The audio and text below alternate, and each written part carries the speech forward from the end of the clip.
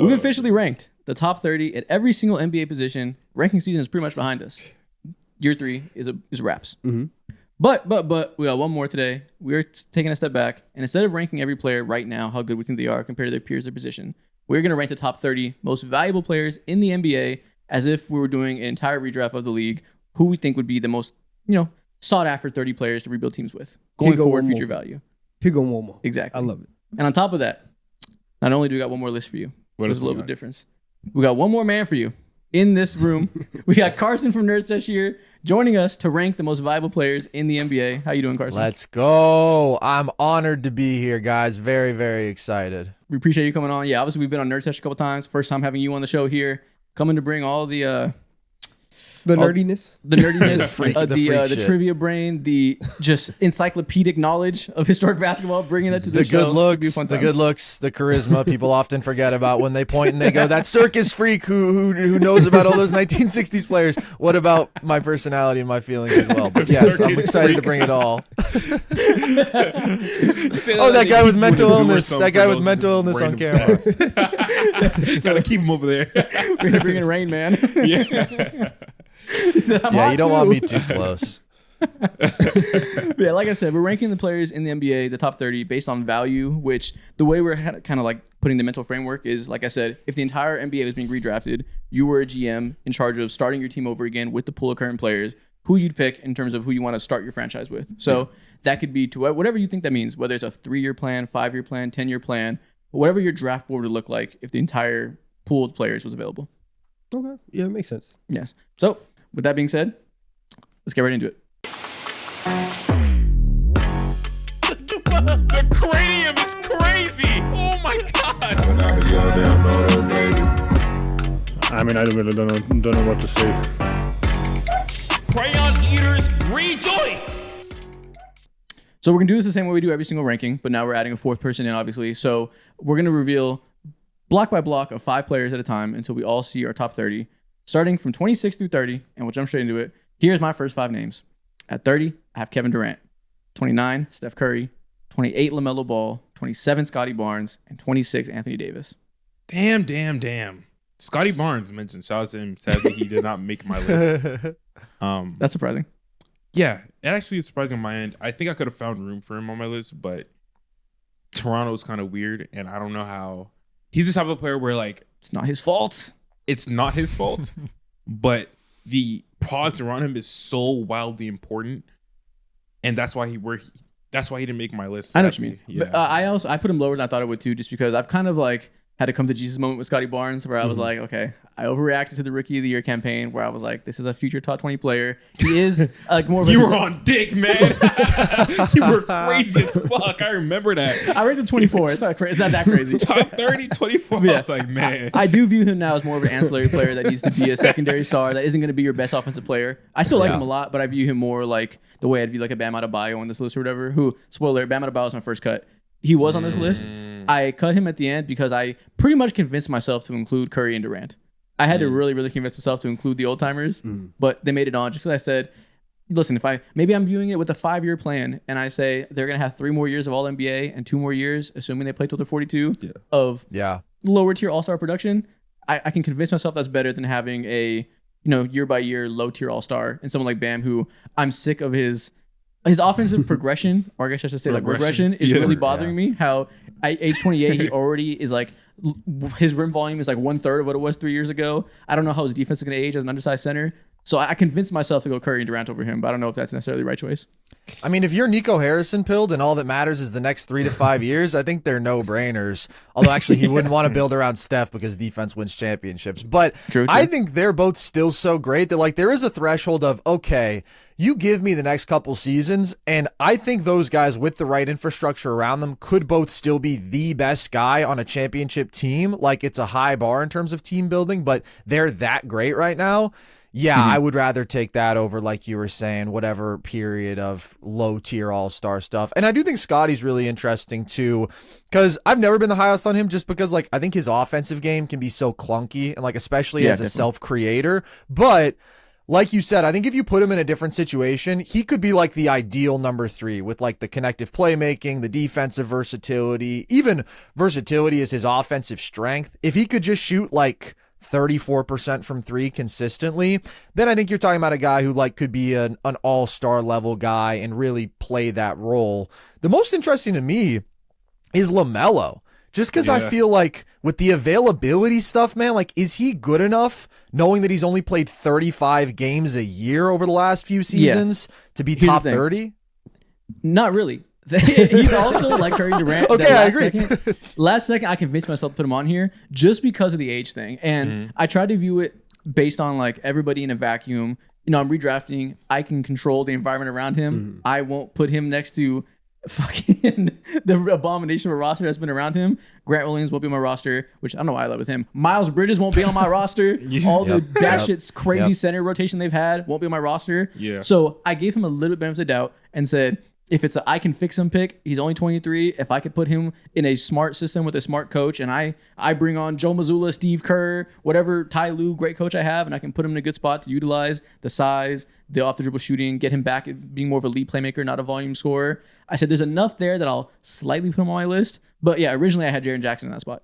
Yeah, I think I can't remember because I had 2 guys at the very, very bottom of my list, and so I think for me LaMelo was like one of my first cuts. And it just makes sense. Like I don't know, like if you're picking at this bottom range, you either have to get a guy that is gonna like be at the top of the game, like a Curry, like a Durant, where you at least have 3 good years. There's like even if LaMelo was healthy, watching him and his on-court production is still like, is this still winning basketball that we're playing? So like doubling down on that is super weird. I just feel like I've been a huge LaMelo hater as of late for all the reasons you guys are saying. I completely agree. I just tried to like put my biases aside and say, okay, there is a world in which he can be harnessed still in a better environment. So I'm giving him like slight credit to move him from like 33 to 28, just barely on the list, but you don't gotta convince me. Listen, I thought maybe I just didn't want to be the only hater. Apparently, I'm surrounded by haters, so we can hate on LaMelo if we want. Am I next? You just became the LaMelo truther on the pod. Apparently, which is crazy for me to be. That's crazy. But okay, let's move to the next person. Mo, who you got? So at 30, I have Draymond Green. What the 29, fuck? Jimmy Butler. 28, Siakam.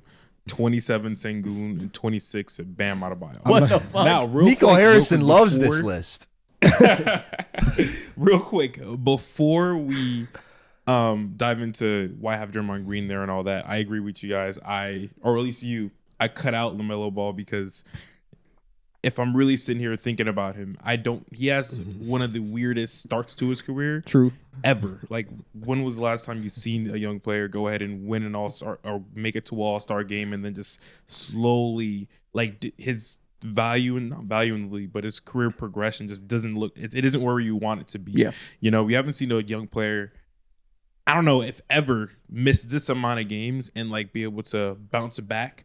He's played like, let me pull up his career games. He's not in a good trajectory, so it is doing a lot, hoping that he 36 games, 22 games, 47 games. That is so much time missed, and I don't know how to like. Draymond Green is I'm sorry, because all 3 of us are like shocked. Like the words the words you're saying about LaMelo, I don't care about that. Draymond at 30 is ridiculous. I gotta have Draymond at 30. Butler at 29, please, already on the precipice of the end of his prime. Siakam at 28. Yeah. What the fuck is happening? This is what I'm saying. You are just all about the dudes in their 30s. Yeah. Exactly. So this tier right here, for the next, I don't know, 2, 3, maybe even 5 years, there's some of these guys that I'll rather have on my team because I know I will get like winning, productive basketball, and they will always be able to play championship level basketball, be in the finals, whatever it is. They'll find themselves in the right spot doing the things that they're the best at, whether it be their defense, all 3 of them, just super talented at that end, and just like being super connected like they all are.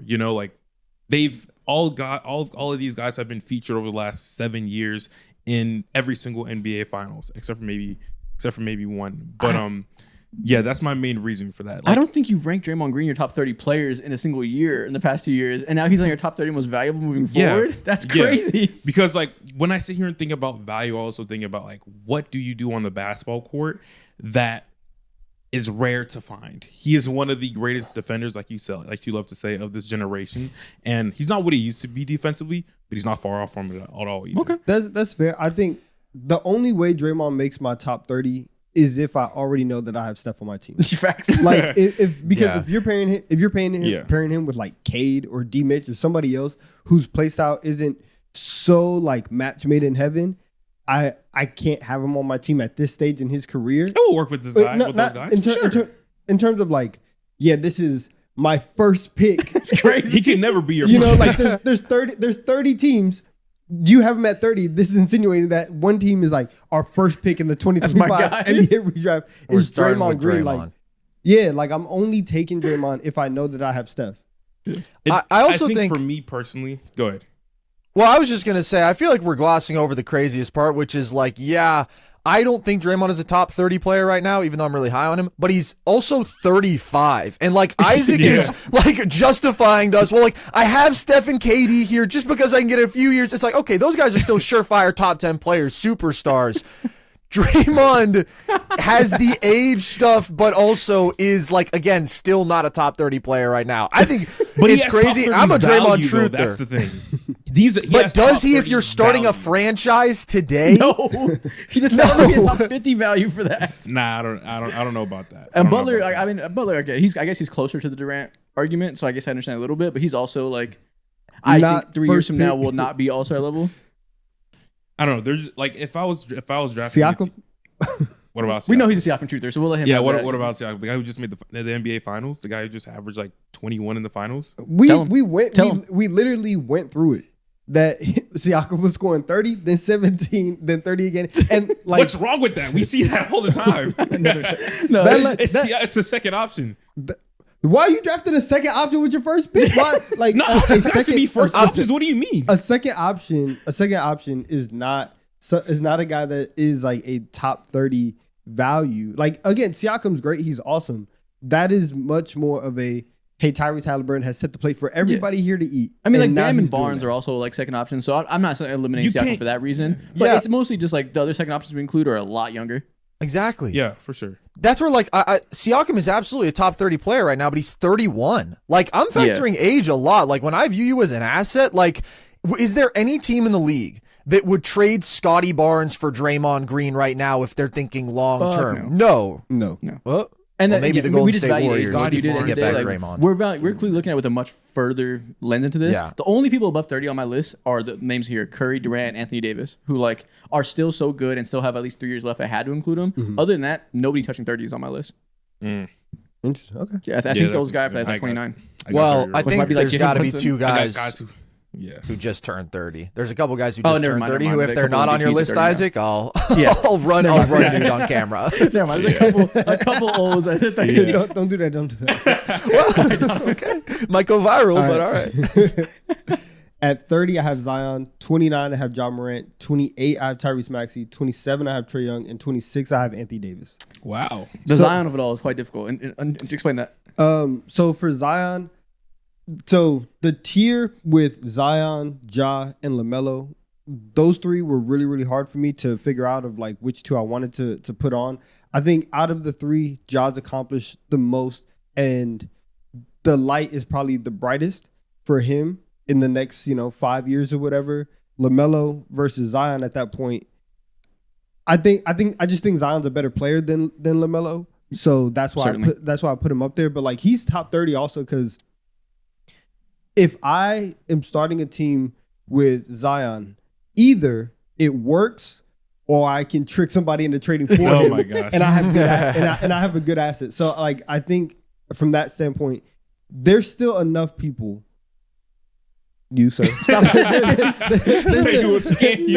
me in my soul. There's still enough people who can talk themselves into, let's get a change of scenery for Zion. We can get him into my program. I can fix him, and then you can move that way. That's why he's at 30, and then for Ja, and then AD, Trae Young, Tyrese Maxey.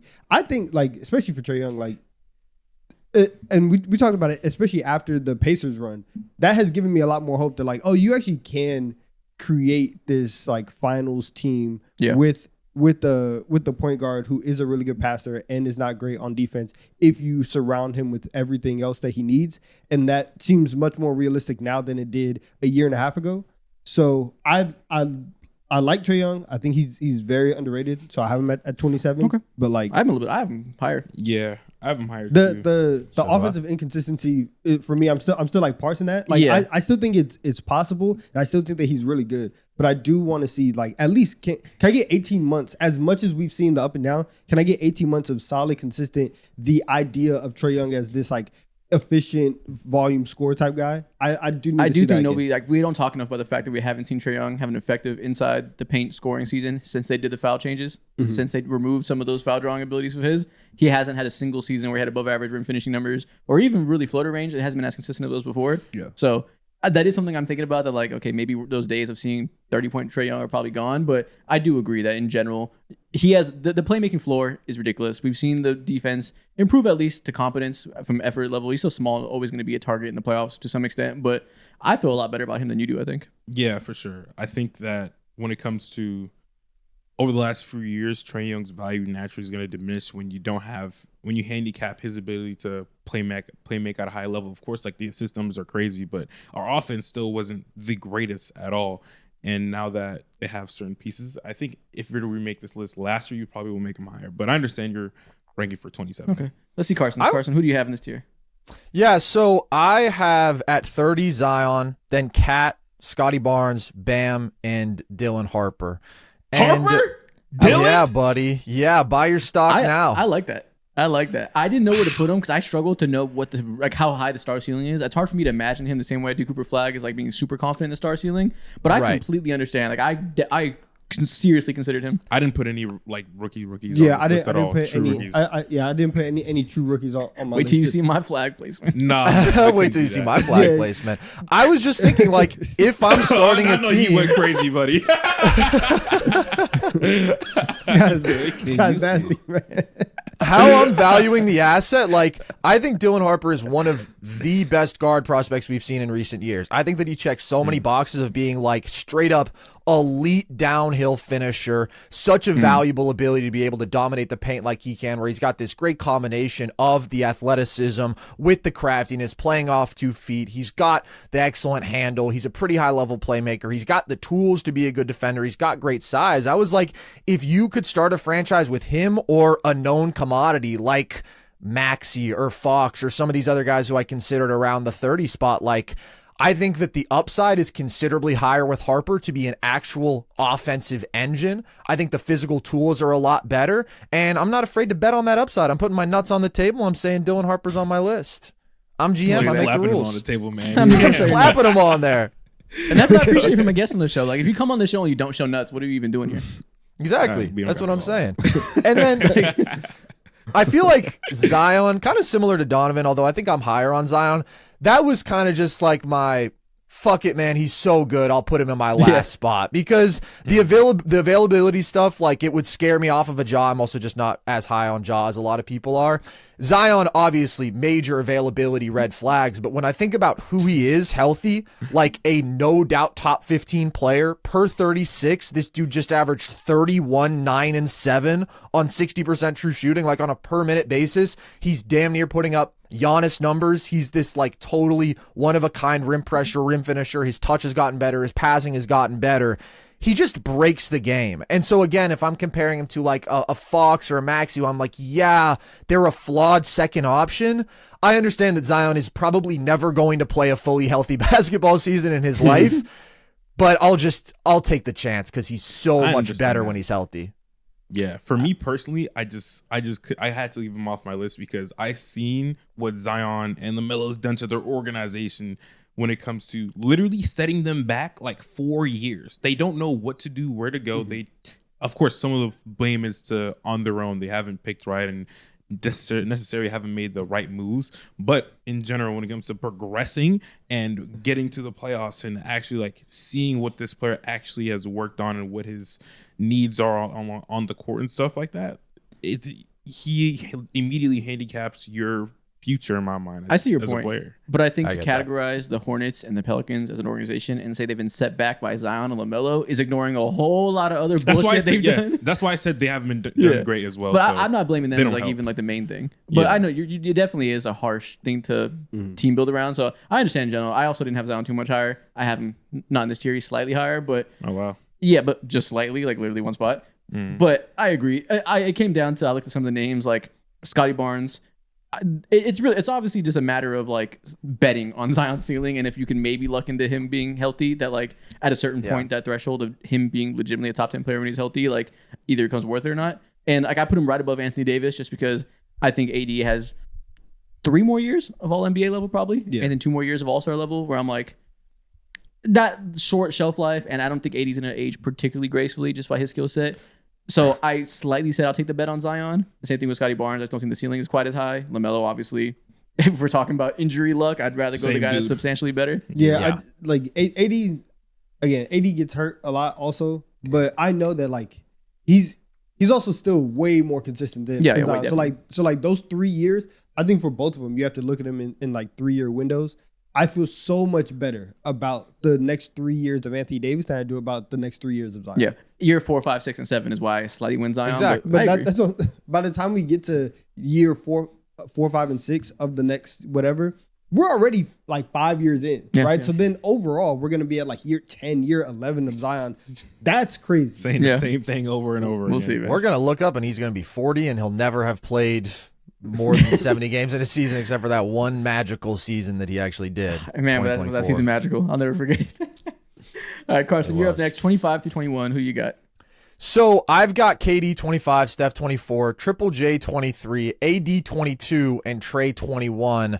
I think I'm just pretty high on like this generation of the old flat out superstars. Like I think Steph was playing at a top 5 level down the stretch this season. I think that KD is still like kind of the ultimate plug and play superstar in league history. And I think he's going to be such a difference maker for the Rockets. Still so ridiculously efficient. The guy can shoot 55% from mid range, 40% from 3, get to his spots anywhere outside of actually getting to the rim at this point, but he still is one of the elite scorers and players, can give you a positive defensive impact when he's engaged.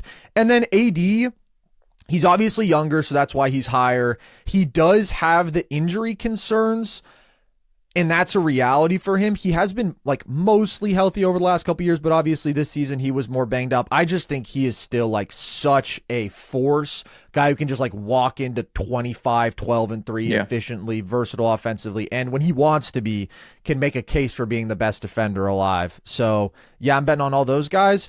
Triple J, I'm interested in where you guys are going to have him, or what you guys think of that, because I haven't seen him on any lists. I think you mentioned fair. It sounds like you didn't have him. Yeah, he's my first cut that I took off for Curry. I took off Triple J and Adebayo for Curry and Durant, just because I convinced myself that I can put olds on there. And I mean, yeah, I had my 28 to 23, not a huge difference. I understand you being on the high end. I just don't know what it really just comes down to what is a team built around him going to do. And I went towards some guys that I feel like I can envision a higher ceiling with the first pick. Like I said with Zion, where I'm just like, okay, I'll bet on that. Maybe it working out in that way. But Jaren Jackson is like the ultimate floor player for sure. Like, obviously, if you get him, you need to get your hands on another perimeter-based star because you don't want him to be a primary creator or anything. Right. And that's really the thing is, like, obviously he had a great year, especially to start the season when they had that wonky offensive system built around attacking closeouts and no ball screens. He fit perfectly. Obviously, that is a system that isn't there anymore. And I'm curious what the best case scenario of Jaren Jackson offensive production is over the years with other stars. Because like he can definitely fit as a tertiary option no matter what. Spacing the floor from that size, essentially being a stretch 4 and a 5 on defense is incredibly valuable. But I just don't know what the ceiling is as, I don't want to say primary option because obviously you're not going to project him to be that way. But like as your best player, how much juice there is to be squeezed. That's fair. I do think he can be a really good number 2 though. But he's a weird player. For sure. And like it wasn't a surprise to me that OKC's defense was a nightmare matchup for him. Like he has to get so much better as a passer. His offensive game really is dependent on mismatch attacking, and against a defense that great, like just everybody could hold up and they could bother his handle and bother him physically, and he melted down. But like Julius Randle also melted down. That OKC defense is so ridiculous. Best defense we've seen in a couple decades, in my opinion, that like I think a lot of people have probably come too far down on Triple J because he looked that bad in a ridiculously tough matchup, one playoff series. I do think he's 25. He played at an all-NBA level this year. I think his offensive game has improved a lot. Again, there's still stuff that needs to be worked on, but like just his combination of size, strength, handle, and the ridiculous touch and the ridiculous ambidextrous touch where like those floaters and hooks, left or right hand, they're automatic. And then defensively, he's also weird because he's not like an anchor at the 5. Exactly. Because he has his limitations as a rebounder, as a drop defender, but he fouls too much. He also is such a ridiculous rim protector, and he's hella switchable that like he's still probably a top 10 defender. So I just feel like that scoring and defense combination is really rare from a 25-year-old. He has his flaws, but I'm going to bet on long term him getting a little better and being like a really, really good number 2. He's not a guy I would want as my building block, but like I don't think there really are 30 of those guys long Definitely not. You're right. He's one of the highest floor players for everything you said. The defensive part you said is the hardest part for me. Is I always have a hard time parsing the value of his defense compared to some other more traditional guys like a Mobley or whatever, where like you said, in terms of talent, if we're going across checking every box, your skill set in every facet of defense, Jaren Jackson has some immense strengths, but like you said, it's super unique in where he's not like the most dynamo drop defender in pick and roll. The rebounding thing is an issue. Like he is a big small forward that can be a good weak side shot blocker, is switchable, like you said, like he can defend threes legitimately. It's a super unique style of defense that like is equally impressive, but I don't know if it's as valuable as some, you know, more traditional big man defenders. Yeah.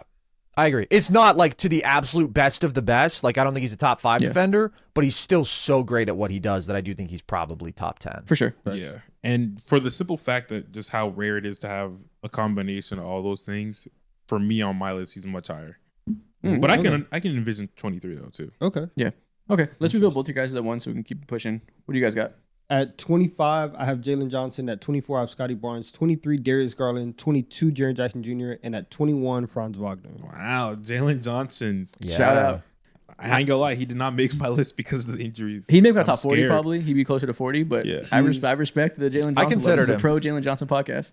It is. No, I really like him. Because I do think like, especially if, because obviously like when him and Trey are there, because of the way Trey like plays and operates, like the ball's always going to be in his hands, right? But also we might be able to get to a point in like 2-3 years where it's still very clear like, hey, Jalen Johnson is the best player on this team. And like, again, like Trey is, you know, handling the ball and he's setting everything up. But in terms of just overall impact, Jalen Johnson might be that. And I think especially this year with the Eastern Conference being so weak, there's an opportunity for him in all of those Eastern Conference games to now like take a leap forward, have that all-star year. Because we've seen every single year for the last like 2 years, especially going into this year, we've been like, yo, Jalen Johnson, up and coming, Jalen Johnson, he's here. And he just keeps getting better and better and better. Yeah. And so I do think that from this point on, I think we'll see another jump and then that's going to kind of continue. And then, yeah, so that's why he made my list. If you tell me next year I really we like consensus think Jalen Johnson's better than Scotty Barnes, that wouldn't surprise me, I guess. I considered him for the exact same spot because I'm like pretty close between those two. But I think Mo said it like there's a little bit more injury concern with Jalen Johnson. But he's close for me. I don't know. I actually really do like him. So, yeah, so he's at 25. What do you got, Mo? Yeah, Scotty. Oh, Franz Wagner's there too. He actually didn't make my list. What? Yeah. Whoa. He didn't make my list. He should have made my list though. Yeah. But moving on. At 25, I have John Morant. 24, Darius Garland. 23, Jaylen Brown. 22, I got Trae Young. And 21, I have LeBron. My king, your glorious king too, Ramon James. You're going to go out with the ship no matter what. You're going to rank him top 30 when he's 54. Absolutely, because I genuinely think, he's this past year, he was a top 10 player. You could argue 11, 12, whatever. Next year, I think he's going to be probably a top 10 player still, of course, towards the back half of that. And the year after that, if he plays again too, I think he's going to be the same exact thing. And I have to sit down and genuinely ask myself too. I got to allow it, man. I got to allow it. Over the next 3 years, would I have like a all-star year from Jaylen Brown, Darius Garland, and John Morant? Or like a top 10 year of LeBron James? I'm taking a top 10 player every single time. 3 years of a top 10 player versus like 5 years of a top 25 player. I'm taking LeBron every single time. Darius Garland at 24. It's like 8 years of a top 25 player. Like that's. But I'd rather have like the best of the best than someone who's like pretty all right. Okay, I would get that if LeBron was like 2 years ago. LeBron, LeBron's closer to like the 18th best player in the league now. Okay, 18 is a like, well, that's really low. not, That's like, low. That's low. He's closer to 18 than he is to 10. Like there's 10 players I would certainly rather have for next year. I guess by the math. I honestly still top 12. I'd probably rank him like 13 or so if I really sat down. I'm sure. Like it's probably you guys are probably right, but like he's the tier break is he's closer to the guys I'd have in the back half of the teams rather than the guys that are like pushing for top 10 legitimately. Yeah. Like I think like Wemby might be the 10th best player right now if you ranked him, or pre-injury Jason Tatum, or post-injury Jason Tatum if you're gonna account for Achilles hurt. If you drop him 5 to 10, whatever it may be, like stuff like that. Like those players, I'm just gonna think are a different level than night in night out production that LeBron can still give. Obviously. He still has a defensive versatility because he puts more energy there without Luka. We know he can still have those nights. He'll still get to 25. But I just think we've seen several playoff runs in a row that you can't rely on him to create consistent half-court offense by himself anymore. Like, he cannot be your primary creator in these lineups and really drive high-level offense. Like, at a certain point, the on-off numbers, even though vanilla on-off numbers aren't the best indication, if we're like 2-3 years in now of the single-star lineups with LeBron being negative offensively, I think it means something. He just can't be that guy consistently night in, night out anymore.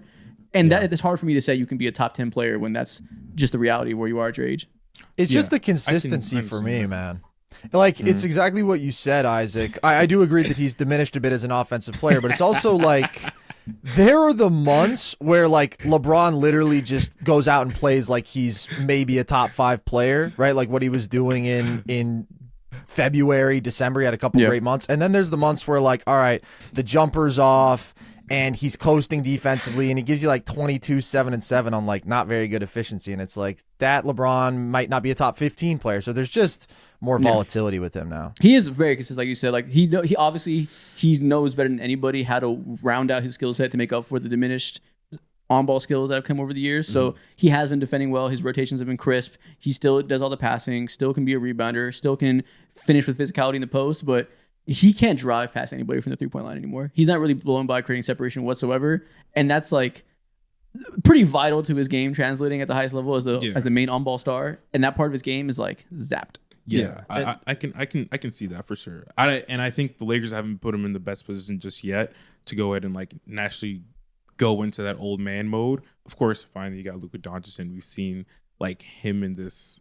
I don't know if they have done a good job. I think it would have been. You think they have done a good job? I think it would have been detrimental to him to keep AD there and keep having LeBron be like, you know, primary creator. I think it's much better for him to be playing off of Luka. Yeah, I agree. And then doing that, and then allowing him to be old man Bron rather than, okay, I still have to, you know, drive this bus type of, you know, role. And obviously it didn't look good because like they didn't have a center. And so like you have LeBron, you're putting so much defensive pressure on it, and just playing defense it's much more taxing than playing offense. And so like doing all of that, I think that going out and getting Luka, that's much better for LeBron and his agent than it is to just say, hey man, like the team is the team, you got to figure it out. Yeah, I agree. And above all else, like we can quibble with whether or not he's 13th in the league, 17th, whatever. Like he's whatever. He might play one more year, so it's hard for me to put him on the list when he has 1 or 2 more years of his career left. Yeah. Like I don't know if he has 3 years of prime left, because I don't know if he has 3 years in the league left. Yeah, I'm penciling that. I think that he does have bare minimum 3 more years left. How long until bare minimum? Is up?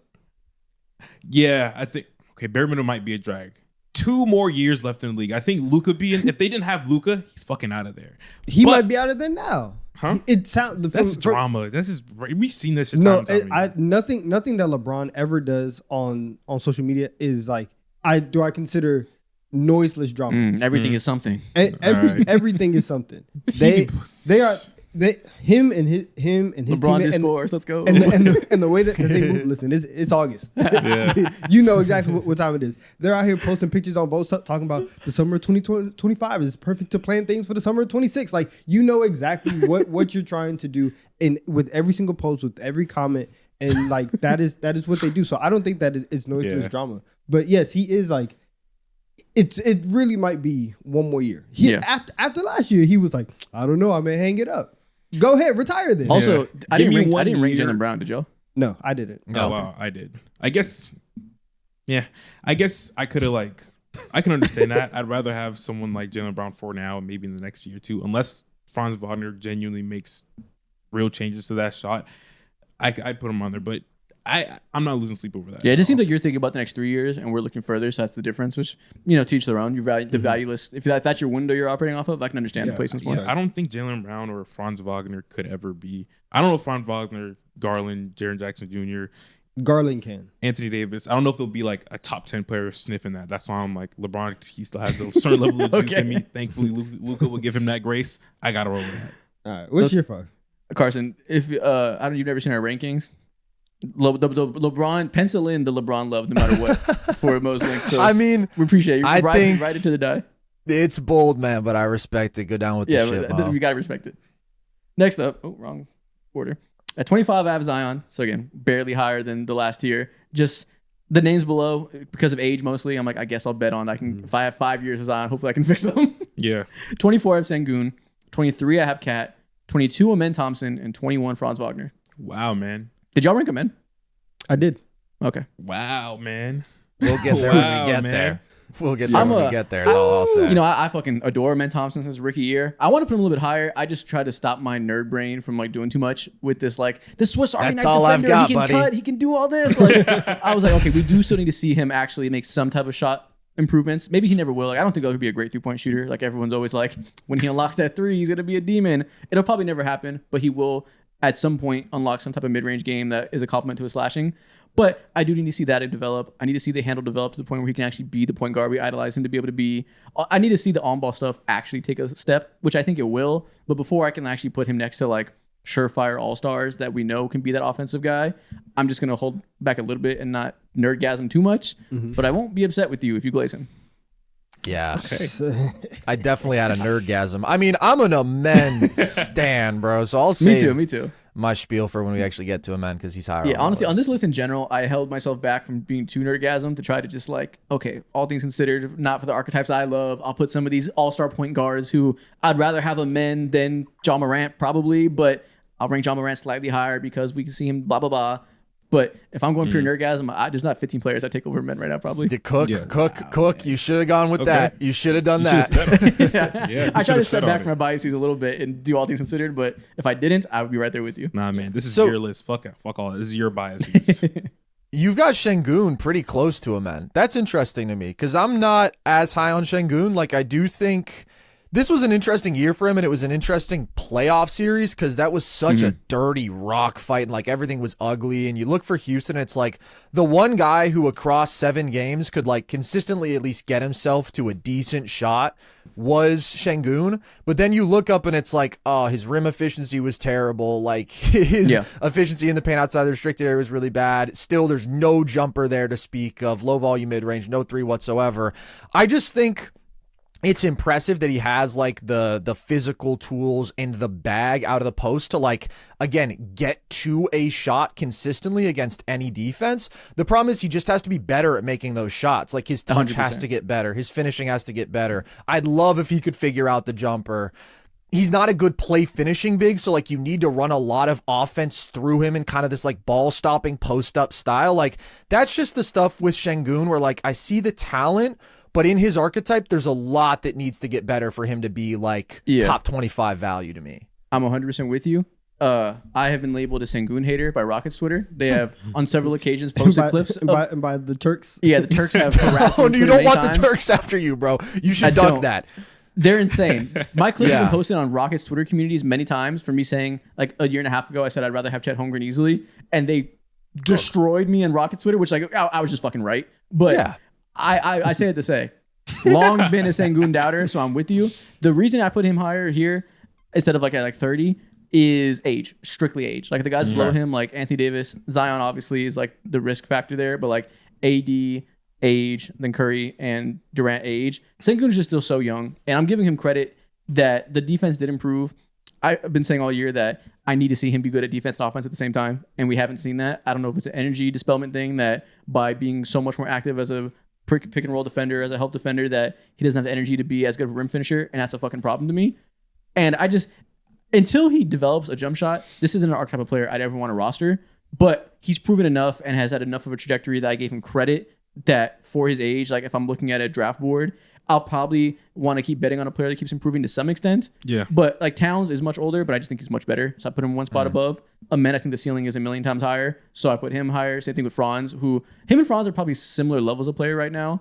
But archetype wise, I'd so much rather build around a player with Franz's skills and hope that his jumper can improve. Same versus Sengun and hope his jumper can improve. That I give that archetype nod there, but it's really just a tip of my cap to a guy who's earned his spot, but I wouldn't particularly want to build around that type of player. Yeah. Yeah. Makes sense. I respect it. But if he was 27, he'd be nowhere close to this list. It's purely an age thing that like maybe he can keep upward trajectory. I respect it. Next up, Mo, who was your 20 through 16? 20 through 16. At 20, I have Cade. 19, I have Paulo. 18, AD. 17, I got Kevin Durant. And 16, I got Tyrese Halliburton. I have Cade significantly higher. And Halliburton's interesting. He's so what did y'all do with the Achilles guys? I put them right next to each other. So to leave my list a little bit, 15, I got Tatum. I think I docked him like maybe like one spot of where I probably would normally put him, but I'd put him in the range that like they would be. I put him and Tatum both in the lower end of with the range I was thinking of, just because like I was looking through the history of Achilles injuries. There's not really anything we can see in terms of star players of this caliber at this age in this era. Like, there's not really any comparisons to go off of. I'm not going to assume it's Kevin Durant and they're just come off scot-free because it is still a major injury. But there's literally zero like young superstars across the history of the league that got hurt with this injury at this age. It's a very new thing of like young people blowing out their Achilles. Yeah. So I didn't know what to do, but I agree. I think I have Halliburton slightly higher. That's why I just put them together because I'm just like, I don't know. I don't want to completely write them off because there's definitely still going to be some juice there. But if they didn't blow out their Achilles, clearly they're like both top 10. So why is Cade number 20? Are you lower on his ceiling? I know we've talked a lot about his current right now. He has more flaws than people give him credit for. The burst isn't great. The turnovers are a problem. The inside the arc scoring is very like post up dependent. He doesn't create easy shots. But do you not see that as stuff that he can improve on as time goes on? So I can double up on those two things with Paulo and Caro because in my mind I view them in similar lights. I think Cade is probably a better player right now. But when it comes to why I group them together, it's because they both have specific things in their game that are heavily dependent on whether or not they're going to be a top 10 player or not. Now, if I was to bet money, I'd probably want to go ahead and do so. But when it comes to their weaknesses, it's so hard to like build off of that, you know? Yeah. And we've seen it before happen in the past, but I'm not as confident. That's why I gave some of the olds like Anthony Davis and Kevin Durant that level of credit because I think KD's weird and he's going to be playing basketball until he's like 45 or something like that. And he's going to be like a top 15 player for the rest of his career probably. And same thing for AD is different. But I think AD is a little bit younger and he's going to be playing for a couple more years at high level too. Okay. I think Cade's floor is so high that I am like a Cade realist in terms of his weaknesses being overlooked, but he sucks so bad at some things right now and he's still all-star level that I just think that as he gets older and gets the veteran craft to make up for the lack of burst he has and gets more and more crafty as a weird post-up type of guy that he's developed this year, as he has hopefully better three-point shooting seasons as time goes on, as the playmaking skills continue to develop, I just think there's not 11 players I'd rather bet on than him. Yeah. But for right now, if we're doing a 3-year window, like you said, I understand him being closer to 20. But I'm with Cade. He's so young. I view Cade on a 10-year window. Yeah, that's fair. Yeah, I agree. And that's different. Some of these tiers, I kind of viewed it as like I have 5 years of superstardom with you, 10 years, and that's kind of like how I chunked it in my brain. I think I have 10 years of him being a star. Okay, that's fair. Yeah, I feel like the biggest difference for me between Mo's list is literally just timeline stuff. Like, I just feel like I'm valuing the long-term timeline more. Mo's valuing the short-term timeline more. But like, if I were to start a franchise with Cade or AD or KD, like I'm choosing Cade every day of the week. Yeah. I definitely understand that. I just feel like over the next 5, I rather like put my bet in on potentially making the finals with this guy being my lead 1 or 2 guy or whatever compared to what could be, you know? I know for certain I will get there if I make the perfect infrastructure, but with someone like Cade or Paulo or whoever else you want to throw in that line of names, it's more unsure. Okay. And listen, I'm also a Paulo realist, so I understand dinging him for a 3-year timeline. He is people will jostle back and forth with whether or not he's underrated or not. Like some certain types of fans will say he's the most underrated star in the league. I think he might be the most overrated at this current moment, but the ceiling is still crazy. So I did give him substantially more credit here on this list. That all the things that I ding him for him being such a slow processor, such a poor mid-range scorer and three-point shooter for his volume, so bad defensively at certain things that are very important from a player of that size, all these things that I think makes him overrated in this moment, I do still think he has the frame, has the skill set to probably get better as the time goes on. So I think 3 or 4 years from now, he will be the superstar people want him to be. It's going to take time with him. So I put him top 12, I think. But again, for 3-year window, I totally understand this. Okay. Carson, who do you got next? So I have Garland, and then I have Devin Booker, Donovan Mitchell, Jalen Brunson, Franz Wagner. So this was kind of like a tier of me, especially with the Brunson, Mitchell, Booker. I was like, all right, these are my 28-year-old, really good offensive guards who are either top 15 players. Maybe Book is just outside of that right now, but I know who they are. I have like a pretty good amount of time with them left, but there are dudes who are younger and who have the potential to grow into more and flourish. So I have Garland like just below them because I would be pretty impressed if Garland ever got as good as like a Jalen Brunson is right now. But I am very high on Garland as an offensive talent. That's why I had him one spot above Trey. I think they both have the potential to be like really great offensive engines. Trey has done that where like you put him in a situation with Atlanta where he's got a bunch of mediocre to bad offensive talent around him, not good spacing, no other creators, especially once Jalen Johnson got hurt. And he still made them a pretty good offense when he was on the floor just because, like, on ball, such a great playmaker, gets to the line at such a great rate, does have the floaters. Garland has never been in that position. He's never had that sort of offensive volume, but I do think he's such a great pick and roll player. He's such a great passer, and he has a different ceiling in terms of scoring efficiency. Right, just with being such a ridiculous pull-up shooter, and his floater game is absurd. He shot like almost 60% on floaters, doesn't get to the line, which is a difference in terms of taking on that offensive volume. But then the big advantage for Garland is just like the off-ball stuff, where he's one of the best off-ball and on-ball guards in basketball offensively. I get that he sucks defensively. I'm just going to bet on that guy. And then I'm high on Franz. Like, I don't think I'm the highest. I'm not a Franz truther, but I guess I'm the highest on this list, honestly, by a little bit. I just think like he is literally a remotely consistent 3-ball away from being an all-NBA player right now. Like he is an elite driving forward. Slightly above average, he's Paul George. Yeah, like he's an elite driver, elite finisher, legitimately, elite in transition, great size, great footwork, great touch, really good passer, good versatile defender. If he can just stop bricking every three, which is crazy because he shot it fine his first 2 years and then just totally regressed. And like he does have really good touch. He's almost a 90% free throw shooter. His paint touch is really good. Like the mechanics need a little bit reworking. It looks like he's actually done a little work on them overseas this summer. And I just think if he puts that together, like what an ideal complementary do-it-all wing. And he's still that's an all-NBA player. 23. Yeah, he's got a lot of time to get it together. Yeah, but the biggest issue is the fact that what you said of like he shot it well and then it's just gone down and down. And like he shot so poorly in the playoffs last year that like coming into this year, you're like, okay, obviously bad series, right? You're gonna go back into the lab, you're gonna work, you're gonna get better, and then we see it in the regular season and it's still not fixed, and then we get to the playoffs again and then it's like under 20% from three. Like this is it got even worse. Is crazy. Like I've the fall off has been it's just been insane to the point where it genuinely is like worrying. Yeah, I'm no longer that's not gonna ever get back to 35%, 36%. Exactly. I'm no longer at the point where I'm assuming it is. I think like I really want it to be, and like I agree. If it does, this is a top 15 player I want. I'm just like it's been so long, and the mechanics are so weird. It's you when you see this type of thing where the mechanics get destroyed over the years and the player shoots wonky. I feel like that's something that in the modern NBA we don't see them like necessarily become a great shooter from. And he doesn't have to be great. He can be league average, and it's enough. But yeah, I've just seen enough that I'm like, it's kind of like the Amen thing. I'm like holding my nerdgasm back and saying, okay, let me see some progress here before I just write in when this happens, he's a god. I'll wait until I see it slightly. But I'm with you. If it does happen, he needs to be in this tier. Mm-hmm. The reason I think it's different from Amen is like Franz has shot it well before. He has the touch. He didn't come into the league with like the busted mechanics that Amen had. So I agree. It's been very concerning. I just think he has shown a lot more positive traits as a shooter. And again, he just has to be average. You want some propaganda? Yeah. This is full on propaganda.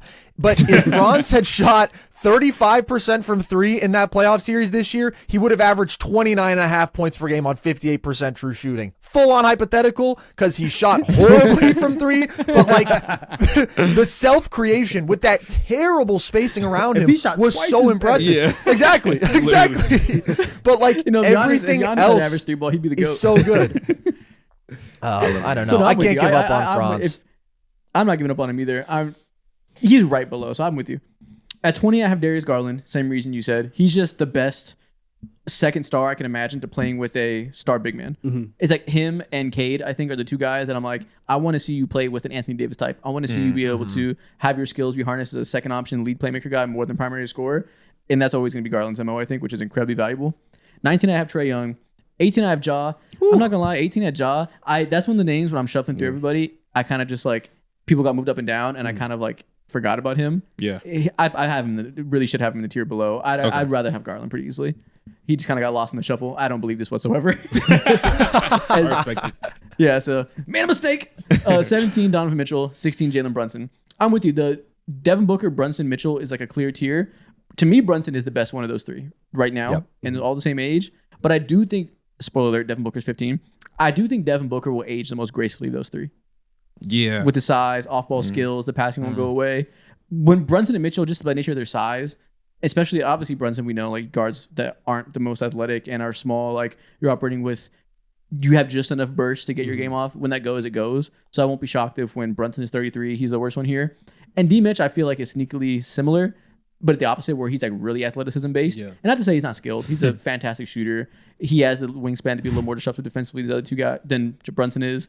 He has his own strengths that could make him age well, but I think he's worse than Brunson now. And, you know, he is 6'2" on a good day. So, like, I could also imagine him aging worse than Devin Booker, who I think Devin Booker will age incredibly well. Yeah, that's not a terrible take, but it is. We are correct in that those three, because of like their age and kind of just like their overall placement in the league right now, it is them three, and they have to move in a pack. Yeah. Okay, what you got?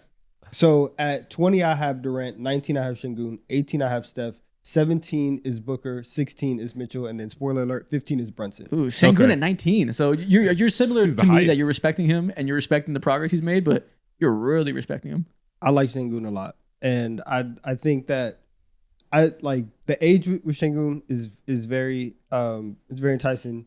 I think also the fact that like a lot of times whenever we see guys like be really, really bad at defense, it takes like a long time for them to even become like passable. Yeah. And the fact that Şengün could do that pretty quickly, I'm like, okay, I like that is a critical improvement in a critical area, and it happened pretty quickly or faster than what you would think. So like that to me shows you can be versatile in how we need you to play, and things that like if we tell you in the offseason, hey, we want to do X, Y, and Z, you are able to change your game in order to fit what we need, and I like that, and I do think that for his ability to play like in the post, his passing skills, you can do some really, really good stuff creatively or offensively. It's also just the fact that like nobody on that team outside of him, like nobody's great shooting either. And so I do think that like that's also an area where if you are building an offense around him, you can get away with it if you have more passable shooters than what you have in Houston. Especially as a playmaker. His assist numbers could be a lot better because he's particularly good at setting up 3-point shots from that post when he draws two bodies. That's like honestly, that's his greatest strength, is being able to set up 3-point shots. And obviously they don't make the most of that. I think we applaud Şengün's defensive leap he made this year, going from bad, I don't think I can win with him, to good enough to exist and have this be an elite defense because he's surrounded by elite talent and he's doing his part. I don't necessarily see that as being like some linear thing where he's going to keep getting better at this age. I don't think so. I'm not saying you do either, but I think he'll be fine, and that's kind of the ceiling, is he'll be a fine defender, which is good if he's going to continue offensively to become better and better and get to be a premier offensive big. And I'm just scared that there isn't the scoring juice there to really make a huge leap. He can be better as a rim finisher than he was last year, just because we've literally seen him do it before. Last year was his worst interior scoring season, so I imagine that gets better. But like you said earlier, unless he really develops a jumper, which we haven't seen at all, I just don't see him becoming like a top 10 scoring big man, which I think is necessary for him to be like a premier talent. I think he can do that. Like I think I think the fact that like he's so talented offensively that this year, even though that all of like the close rim finishing wasn't great, I'm willing to say like that's your 1 year, right? That's your down year. And even if we're not going to get to like 90th percentile rim finishing, or like the floater's not going to be the best in the league, whatever, that's going to come back up to a level that is good enough to where now that the defense is like passable, we can get to a place where like obviously if you're going to win at the highest level, you're still going to need somebody like Jabari who can be a versatile four-man, who can cover up for him in certain areas. Like there is still a very specific team construction that's needed.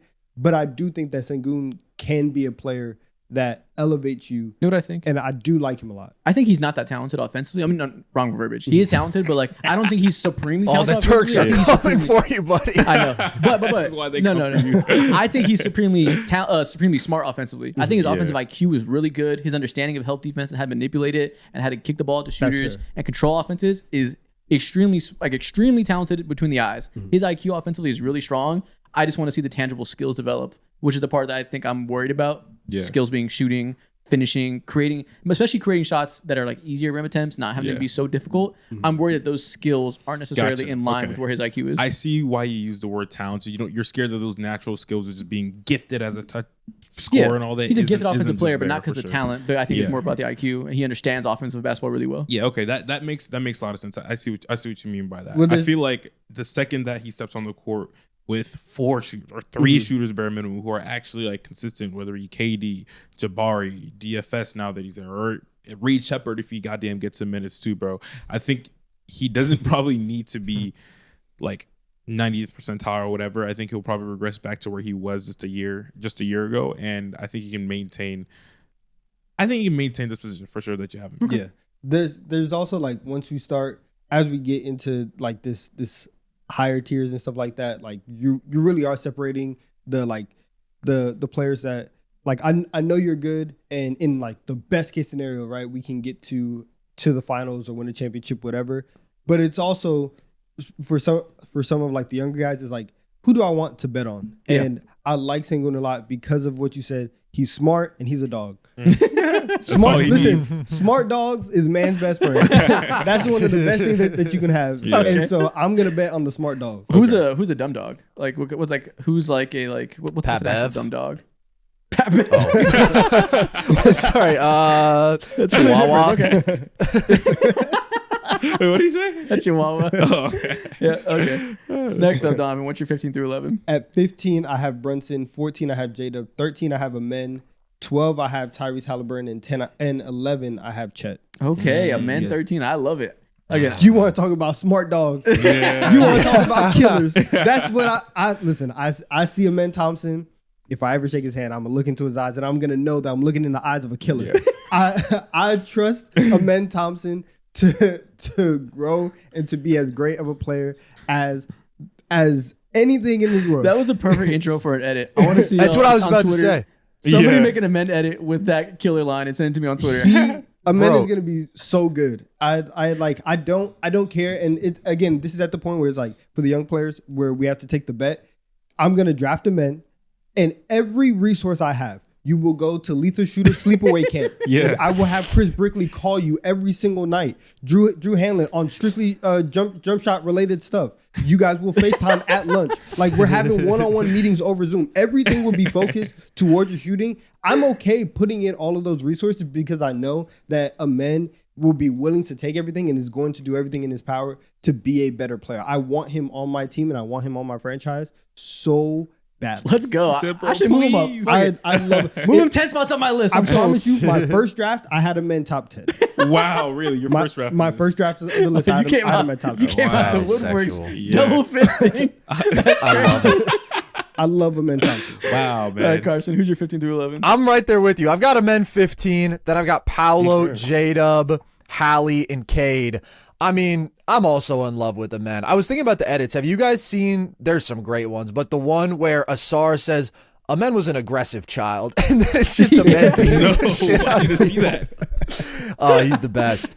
But yeah, I think the thing with Amen is the floor to ceiling ratio is so high in the sense that already Amen is awesome. Amen's already pretty clearly a top 50 player in my opinion, just because of what he does. Like, absolute transition weapon, phenomenal cutter, best offensive rebounding wing in basketball. In my opinion, the best non-big defender in the NBA right now. Shout out to Caruso. I'm missing out on this Glaze session, man. I should have put him on my list. God damn it. Yeah, you got to get him on there because he's unbelievable. But like, just that ridiculous defensive versatility, the shot blocking ability, the defensive playmaking, the fact that he can switch onto the post and he can also like be one of the best Steph defenders that we've ever seen. It's ridiculous. And then he has not nearly tapped into what he could be as an on-ball creator, to what he could be. I'm never going to say that Amen is going to be a good three-point shooter or a good jump shooter. I think that's just really optimistic when you think about what we've seen from him, his mechanics, his resume as a shooter so far. The bar to me has always been, if Amen can be an average jump shooter, he could be a top 5 player because he is best in the world at so many things, dude. Like, it's ridiculous. And you could see that potential from when he was a rookie, just because he is literally top 5 craziest athletes we've ever seen in the league. And the basketball IQ is so ridiculously high. And he's already trending up as a shooter. Like, obviously he needs to get better, but you can't downplay the difference of like him having no mid-range game whatsoever as a rookie and then shooting like almost 40% for mid-range and actually getting to the mid-range pull-ups at times hitting a throughout game winner this season. Yeah, you can't overstate like the paint touch being pretty bad as a rookie, and then this past year he shot like 45% in the paint outside the restricted area. He doubled his three-point percentage. He was coming from hell, but like we saw significant improvement this year. And so I think that it's reasonable to expect him to trend upwards to the point where, yeah, maybe he does become an average shooter, and then we're talking about best perimeter defender, best rebounding wing, best transition player, best athlete, really good passer, unique ball handler for his size, freakiest first step you've seen from a 6'7" dude outside of LeBron circa 2009. Like, that's what I see in Amen. So, again, if the floor is a top 50 guy right now and the ceiling is maybe a top 5 guy, I think he has to be here. There are guys who I would say I'm just a little more confident in hitting their ceiling because the jump shot is such a question for Amen, but I love the guy. I'm convinced. Put Amen to 15 on my list. Come on! I'm not gonna lie. That was the greatest Glaze performance I've ever seen on this show. You deserve one. You have been outglazed. Top 5 is crazy, but I'll let you rock top because 5 I don't disagree. is a reach, but man, that argument was compelling. Yep. I'm putting Amen to 15. Devin Booker, kick rocks for 16. So, spoiler, I have Booker at 15. I have Amen Thompson at 15. So Amen Thompson 15, Tyrese Halliburton 14, J-Dub 13, Paolo 12, Chet 11. I wanted to put Chet top 10 really bad. I put him down because I kept Tatum top 10 because at first I didn't know what to do with the Achilles thing because he tore his fucking Achilles and he might be cooked. We don't know. But I decided to just give the guys credit and say, if I would have put Tatum at 5 before, I'll put him at 10 now. Yeah. So I slid Chet Holmgren out of my top 10, but it feels disgusting. It's against the brand for me to not glaze Chet Holmgren as much. Yeah. It feels bad. I don't appreciate myself for doing this. I feel great shame. I ain't gonna lie. I had to take some lashes. I got your back. I did the glazing for you. Thank God. He's way higher. At least somebody is blocking Abraham Lincoln for me. But yeah, he's 11 for me. He really is spiritually is top 10 to me. Yeah. I don't know. Like if I was on the draft board, I don't know if I could take Jason Tatum with a torn Achilles, but I decided to give him credit and not slander him when he's at his lowest. So he's one spot above. But other than that, yeah, I mean, Banchero is another one that like, People will want us to put him like top 5 because of like the ceiling of being that big, that skilled, that mobile, all the tantalizing things. He's the next Braun, moves like 2018 Braun, all this stuff. I have so many question marks that I don't have with some of the guys above him. Like if you tell me 7 years from now when they're all at their peak best season, Chet Holmgren is the 8th best player in the world and Paolo Banchero is like 3, I can imagine that world. But I can also imagine a world where some of these things for Paolo are just intrinsic to who he is and he never improves in some of these areas. And maybe he is perpetually a 10th through 15th best player in the world and doesn't quite hit that upper ceiling people want from him. That's super possible to me. So I dinged him a little bit. Yeah, that's fair. I'm with you though. It did feel weird not having Chet in my top 10. Yeah. But it's all good. But and again with Halliburton probably he might be like at 10 if he didn't tear his Achilles. Oh, he would have been at 8 for me if he didn't tear his Achilles. Yeah. I will say I am surprised with you that J-Dub isn't at least a slot higher over Amen. I am surprised, yeah. Why? I don't know. I mean, obviously J-Dub is like the more complete, safer bet right now for obvious reasons. But defense, obviously, I don't want to say it's incomparable defenses because J-Dub is so damn good, but he just like developed the shot blocking and the like weak side rim protection on a consistent basis this past year. For J-Dub? Yeah, for J-Dub. I think the defense is super comparable. I think Amen's a little bit better. You're right. Yeah. But the reason I'm okay with him putting Amen one spot higher is J-Dub's pretty close to his ceiling, I think. He's 24. You know, like you kind of are who you are at 25 usually. So maybe he has a little more steps to do. Maybe we see the jump shot come more consistent like we saw 2 years ago and really be like the full package still. But I think he largely is close to who he is. So Amen is obviously nowhere close to what he is. Yeah. Even though he's probably older than people realize too. He wasn't like the youngest prospect in the world. But I understand giving Amen a little bit more of imaginary ceiling. The long-term juice. Because I do think like Amen, if Amen hits his ceiling, he's like Carson said, he's a guy who is going to be top 10, top 5 and can lead a team. I'm not sure if J-Dub's offensive arsenal and his on-ball chops are going to get that much better than what they are right now. Yeah. Okay, who do you got? Okay. So at 15, I have Tatum. 14, I got J-Dub. I know. Yeah, it sucks. 13, I got D-Mitch. 12, I have Brunson. And 11, I have Devin Booker. So I did the exact same brain exercise as well. I think Devin Booker is probably going to age the best. Jalen Brunson, naturally, I think he's going to age the worst. And D-Mitch is D-Mitch, so yeah. Yeah, Brunson's best now, but aged the worst. Booker, probably worse now, but aged the best. D-Mitch is like a nice balance of both. So I understand the thought. That's fair. Do you think we're all not giving enough credit to the fact that an Achilles injury could be career prime ending? Do you think we're all giving too much grace? I didn't want to. I just didn't want to be a downer like that. I was like, I'd rather be optimistic, but like if I were a GM and actually my job was on the line, maybe I would be a little bit lower on Tatum and Hallie. I was just like, I'll ding them a spot or two because they're missing a full season. And it is the worst possible injury you can suffer as a basketball player, and it's really not close. The track record is really concerning. But like you said, Isaac, there's not really a precedent for superstars mid-20s with modern medicine. I would just like rather err on the side of being optimistic than be like, yeah, I think they're done. Because that would. What scares me is I think both their games are pretty predicated on the burst they have, and I think if both of them don't have that same burst, I think it could get scary. Like KD lost a step after the Achilles, but he's the most gifted shooter of all time, the highest IQ off-ball player of all time. Like all these things worked out for him that it was fine. None of those things are true of those two guys. I put Haliburton. I was fine keeping him kind of high, just because I think the playmaking will still be the playmaking and his style of play, his ethos of what he brings. Like he'll be Rondo if he has no first step anymore, which is still a great player to have. Still ridiculously valuable. Minus defense. Yeah, Rondo shooting 40% plus shooting. Yeah, exactly. So like but I do think his like herky jerky style of on ball creation is like really predicated on like the first step he does have and being able to get by people. If that's gone, I think he could have like zero juice as a on ball isolation scorer. And same thing for Tatum. Like he does have the size to shoot over people. Maybe he could adapt over time, but I think it could get real disgusting if he's slower. Yeah. So with Haliburton plays like it's honestly disgusting how much faster he plays than everybody else. We're like he's so far ahead of everybody that even if you do bring him back to the pack and he's like 75% of what he is, he's still playing faster than half the league. Like I do think that like his innate way of how he wants to play, of playing faster, playing with pace, right?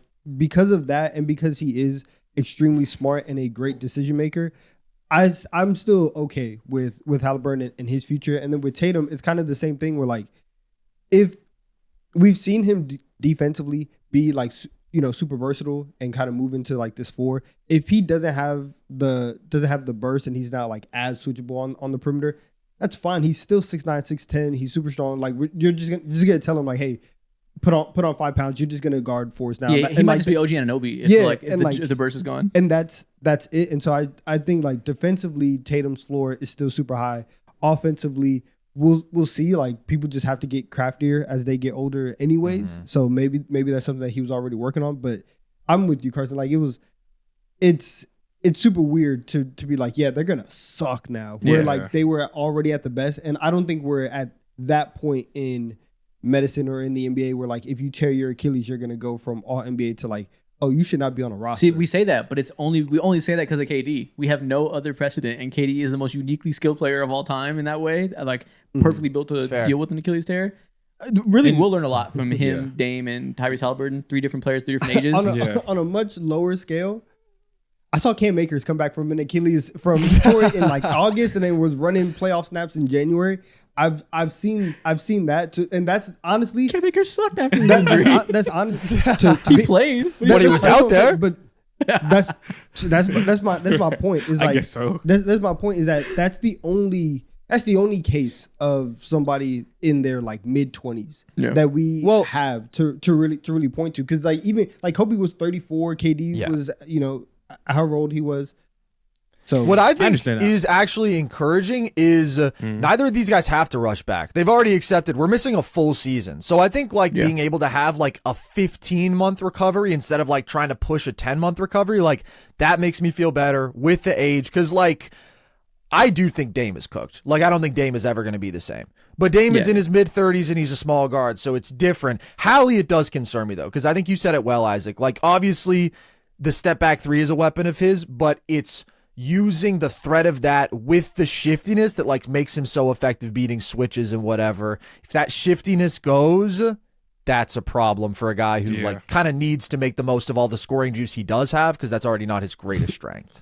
Tell him to get a bag. Let's go. I agree with that. That's why earlier in my list I did have Tatum slightly above Halliburton, just one spot, and I do think Tatum has the best chance of succumbing this because of the random ancillary skills that he's developed over the last few years, becoming one of the best probably like the best rebounder, one of the best rebounders at his position, along with like developing being one of the best passers at his position too. I think he has molded himself really well over the last few years, which is literally the reason why they won a championship.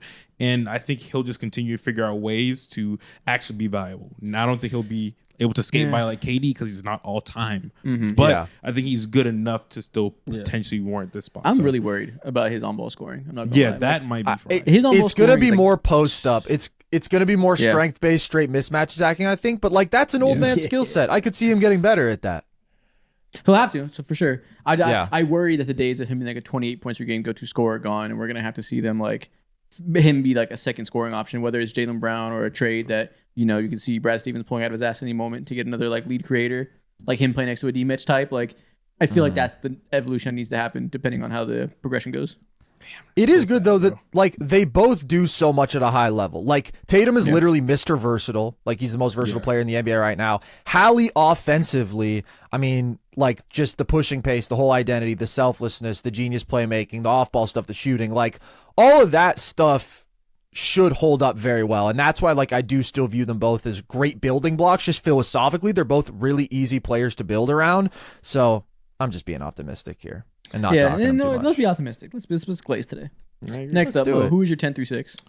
Here are these bigs. I got Triple J at 10, Chet Holmgren at 9, Mobley at 8, Steph Curry, 37, 36 years old, still elite. I got him at 7, and Anthony Edwards at 6. I'm very curious at how Curry and Jaren, they're so different. Like, I'm curious. I will say those two together. I seen a clip of Steph Curry being interviewed, and the interviewer asked him, "Oh, like when is like retirement looming?" And he looked at the interviewer like he was fucking crazy, bro. I think he's definitely gonna play at least like 3-4 more years. Okay. And seeing how he got, again, similar to LeBron, how his battery got recharged with Jimmy Butler on that roster, seeing how he's able to just immediately like roll into 27 points per game, get back to shooting like the ridiculous 43% shooting from three that he's been doing his entire career. I think he has that level of spacing, and that skill set will not go nowhere. Of course, the quickness is like a conversation. Of course, like the injury issues is a real conversation, but I'd be willing to bet all my jewels that he'll be able to just like, that he'll be able all to your rubies and pearls. All of them, bro. Listen, we've already realized you're operating different timelines. You're a 5-year window. Then I get the Curry thing. Jaren to me is more confusing. I understand I'm the lowest on Jaren. Like I put him at 31, but I don't know. 10 seems like I don't view him as that type of ceiling whatsoever. So I think the thing with Jaren for me is that, again, if you're big and you can defend, you're immediately going to get a boost. But he is a different type of defender. That you guys made great points earlier as to why he's just innately different than someone like Evan Mobley and Chet Holmgren. I think if you put the right the right big man specifically around him, he is like the greatest gap filler, the greatest like hole filler, to be able to like go ahead and affect so many areas of the game, no matter what your 1, 2, or 3 can do on the defense. He is ultimate complementary player, so I understand that. I would like to say something. if your big man defender needs another big man defender so that he can be great, he is not top 10. You're great. I can't do that. If that is your reasoning for why this DPOY is gonna reach his potential, is because you are also going to bring in another elite or like high level defending big man, you cannot be top 10 on this list. Then like that negates all. It doesn't because of what he does outside of that though too. That's why I'm like, what, get the 4 rebounds a game? Like, no, that's it's fantastic. not about that. It's like, about no, his ability to 10. switch as well and look at the guy in front of his face and be like, I can handle you two alongside at times the 1, the 2, and the 3 on the team and hold on his own. That's why I'm like, I see the big man difference stuff. But that's exactly my point, is that his value and his versatility, there is a place for it on this list. Exactly. I do understand that. But top 10 if his best skill, because again, even though that he made that leap offensively, his defense is still probably like his calling card, whatever. If the best way for you to maximize that is to have a very specific and rare archetype in terms of having like another top 8 defensive big, that negates your value a little bit. I think you made a good argument for why he's 22. I think what makes it different too for him is that he's the best shooter at his position for his size. You know, I love Chet Holmgren, I love Evan Mobley, I love the leaps that they made as well. And I can, outside of Wemby too, of course, he's a fucking flamethrower on that. And he hasn't been the most efficient over the last few years because of the type of offense that they've been running and etc. But I think that adding that caveat to his game and what he's been able to do when it comes to doing a little bit of on-ball creation stuff, of course, like Carson said earlier, a massive gap that he has as a part of his game is his lack of processing when it comes to delivering the ball to certain players at certain spots on the court. Yeah. That's a real gap for sure. He's a very good shooter. He's far from the best at his position at his size. So that's a difference there. I don't think he's the best shooter for his position or anything when it comes like to his profile as being like a defensive first dude, that's what I meant by that. And he can't, but if he can't be like a self-starter on defense, and like you have to go get like if your defense also works best in this other infrastructure, like if I have like all of the other bigs that I have in top 12 whatever from here on out, outside of like one guy, you're the anchor. Yeah, you are the anchor. We are going to be a top 12 defense minimum. Just because you are out there and you can affect everything. Jaren can be that, to be fair. Like, he used the verbiage next to other bigs, and you're taking it like he needs to be next to Gobert. I don't think that's what he meant.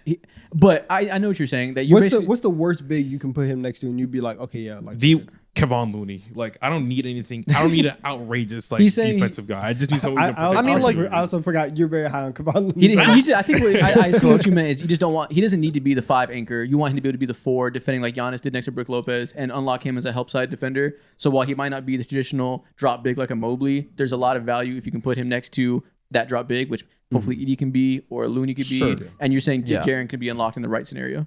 I mean, the bar's not that high. It's like with Steven Adams, they were a top of the line kind of defense. It's just he does need somebody who can fill those gaps. But that's where I just couldn't have him top 10. He's just too weird, and he's just too flawed. But he's really I like good. your argument. That was a good assessment of his value. That just to me is like why he should be 21 or something like that. 10, like the people in the 10 can be like either like Holmgren can be your walking top 5 defense, or somebody like Edwards can be your walking playoff offense that can kill everybody. Like some of these other guys aren't the complimentary guys that Jaren is. So I don't think this is a tier for like the perfect complement, but I do think you made a good case for why he's the perfect complement. If he were a decent passer, then I think I'd be closer, but that's just such a problem. Exactly, because the shooting is just a little inconsistent. I mean, it's good, but it's not great. Yeah, if he was Larry Markin as a shooter, I would completely understand it. Then I'd be like, okay, now we're cooking. This is a player that you can build around. Like, I'd get it. Could you imagine if you combine Lowry and Jaren Jackson in a lab? That's just asking Lowry to shore up on his strengths. Yeah. All right, Donovan, who do you got? He was ridiculous. At 10, I have Paolo. At 9, I have Cade. 8, I have Mobley. 7, I have Tatum. And at 6, I have Giannis. Okay. At 10, I have Tatum. 9, I have Cooper Flag. First Flag mention. 8, Cade Cunningham. 7, Evan Mobley. 6, Edwards. Let's just reveal Carson, and we'll talk about all these. Yeah, so I have Chet at 10, Tatum at 9, Flag at 8, Mobley at 7, and at 6. Okay, so the flag of it all. I was very tempted to put him above Cade Cunningham. I went with Cade just because I think we've seen him this year. He can be your lead playmaker, make you a playoff team, being the engine of your offense. I do think, like I said earlier, he has some flaws that go overlooked. I think the turnovers are a bigger issue to me than some people. I think the lack of burst as an on-ball creator will prevent him from ever being a like above average, efficient volume scorer. He'll always be hovering around league average as an efficiency guy, which is okay. But I think if you pair him with a star big man, which is not a lot to ask, I give him a complimentary star. I always say Anthony Davis would be the perfect player for him. If he can play off of a big and use that gravity as a playmaker to unlock a big like a Mobley or an AD or whatever, I think we could see one of the most valuable point guards in the NBA. So if I was drafting, I would say, okay, I want Cade here, and I want to find him a big man that he can work and coincide with. Even if it's like a Jared Allen, I think we could see a different level of Cade. Yeah. But Flag, man. Carson, you sell me on Flag on why he should be above Tatum, Cunningham. Because I'm close. I'm very close to being with you, but I just went slightly below. I think we basically agree on like Cade's limitations. And I think you said it really well about both him and Paolo, where these are these dudes who like come in and they have such awesome skill sets and they're number one overall picks and like they've got the big box scores already. And so a lot of people just like project what they are going to be and say that's what they are right now. Where I think like Cade and Paolo, a lot of people overrate right now, but that doesn't mean that like I don't view them as top 15 building blocks because I have them both there. It's just Cade has a lot of stuff I love with his scoring craft, with his size, with his playmaking, even the defensive tools. You look at how he defended in that Knicks series, and it's like when he locks in, he can be a clear plus. But the lack of volume, high efficiency 3-point shooting, and the major issues as a rim finisher and the lack of burst, like that's just where Cade's going to live on a tough shot diet his whole career. And so even though he does so much good stuff, I can talk myself into him being top 12. When I look at Flag, I see a monster, man. I see like pretty much a dream modern forward prospect. He does so much at a high level. There's really not a hole in his game. Like the only area in which I think you can have some questions about his development is what level of on-ball creator does he become? Just because the handle can be a little bit sketchy. He doesn't have that high level burst. What level of pull-up shooter is he?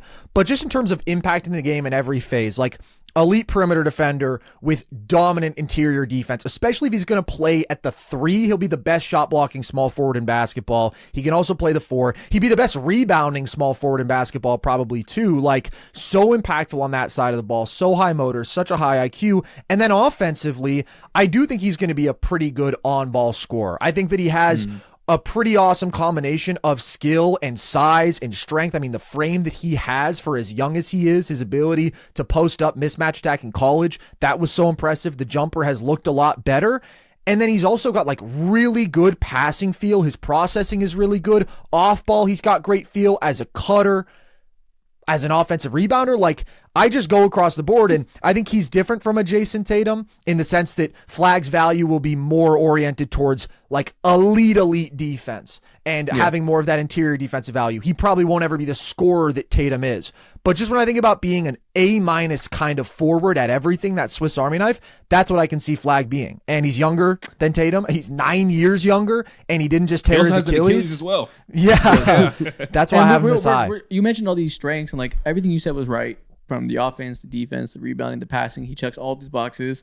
But not only does he check them, like he does it, and he on the court he plays the game the right way while doing those things. Racist, but that, I can't say that. I can't say that about Jason Tatum. At least not half the time. Ridiculous. I will say, if I'm the prophecy of this man Flag has lived up. He is, what do we call him? The Great White Hope. Yep. Maine's finest, man. Works in the community right now. The fact that he's from Maine is just like the cherry on top for that. Dude is from the whitest state to ever produce. Where are you from, Carson? I'm from San Francisco, Bay Area. Barely. Oh, okay. Gotcha. Oh, okay, nice. I just want. I thought it was like you were from Maine too, and you like no. Flag there. No, okay. But I just think the only other NBA player ever from Maine is Duncan Robinson, and now they have Flag. It will only be specifically 2. That will never happen again in history. But Cade and Flag are just tough for me because similar things that like when we were talking through all these things about them, and I'm like, are we describing somebody that might be like the perfect second star with all these limitations and like. But I'm like, then again, they do so much stuff that I'm like, they could be your best player. They just shouldn't be your main go-to scorer, I think, which is a different way that people symbolize it too much. Symbolize is not a word. What was I looking for? Simplify. Symbolize is crazy. But yeah, people simplify it too much and act like your best player has to be your best scorer. And I don't think that has to be the case. Same thing with Mobley. Like these could be your best players. You just need to have a go-to option, like your Chris Middleton on the roster or whoever it may be. Yeah, it's a great comparison. You got to be the Chris Middleton. You got to find a Chris Middleton to your Giannis. You got to have a Jamal Murray to your Nikola Jokic. You got to have a Kyrie to your LeBron James. So I 100% agree. I think he can be like a 1A on a team. It's just going to look slightly. Yeah, it'll look different. So we all agree Mobley is here. Donovan, you have Ant above Giannis. We have a Giannis sighting at number 6. I do. Explain why you hate the Greek and the Nigerian. I mean, he said he Greek. We touch so it everywhere. So it doesn't claim. Okay. I mean, I don't know. I'm just trying to be messy. He's trying to start a race war in the comments. We do enough of that. We're off to a good start on that. Isaac got us going for sure. Ant just turned 24 years old. Yeah. Okay. What did she do? She's climbing. Cat's being crazy. She almost knocked over the whole goddamn table. Almost had matcha flying everywhere. But yeah, so like Ant just turned 24 years old. They traded for Rudy Gobert, and we were like, that's the dumbest move in the world. And then they make the conference finals, and then we're like, oh, we're really in on this. And then they trade away Cat and bring in Julius Randle. We're like, what the hell are they doing? That's the second dumbest thing in the world. And then guess what? They make the conference finals again. And even though that they haven't won, it is very like, I think the most telling thing about all of this is that everybody after that series is like, obviously, Ant didn't play well. He has to get better. We don't care. He's going to get better. Yeah. The immense confidence in Anthony Edwards that everybody has, I think, is extremely telling. And it's like, this guy is going to get better. And the same thing with Şengün, where we saw him take we saw him take a leap in a big area with his defense. For Ant to be, like, obviously the passing still needs to get better. For Ant to go from one of the best slashers in the world to, in 3 months, come back and be like, yeah, I'm just the best shooter at my position. I'm the best pull-up shooter in the league.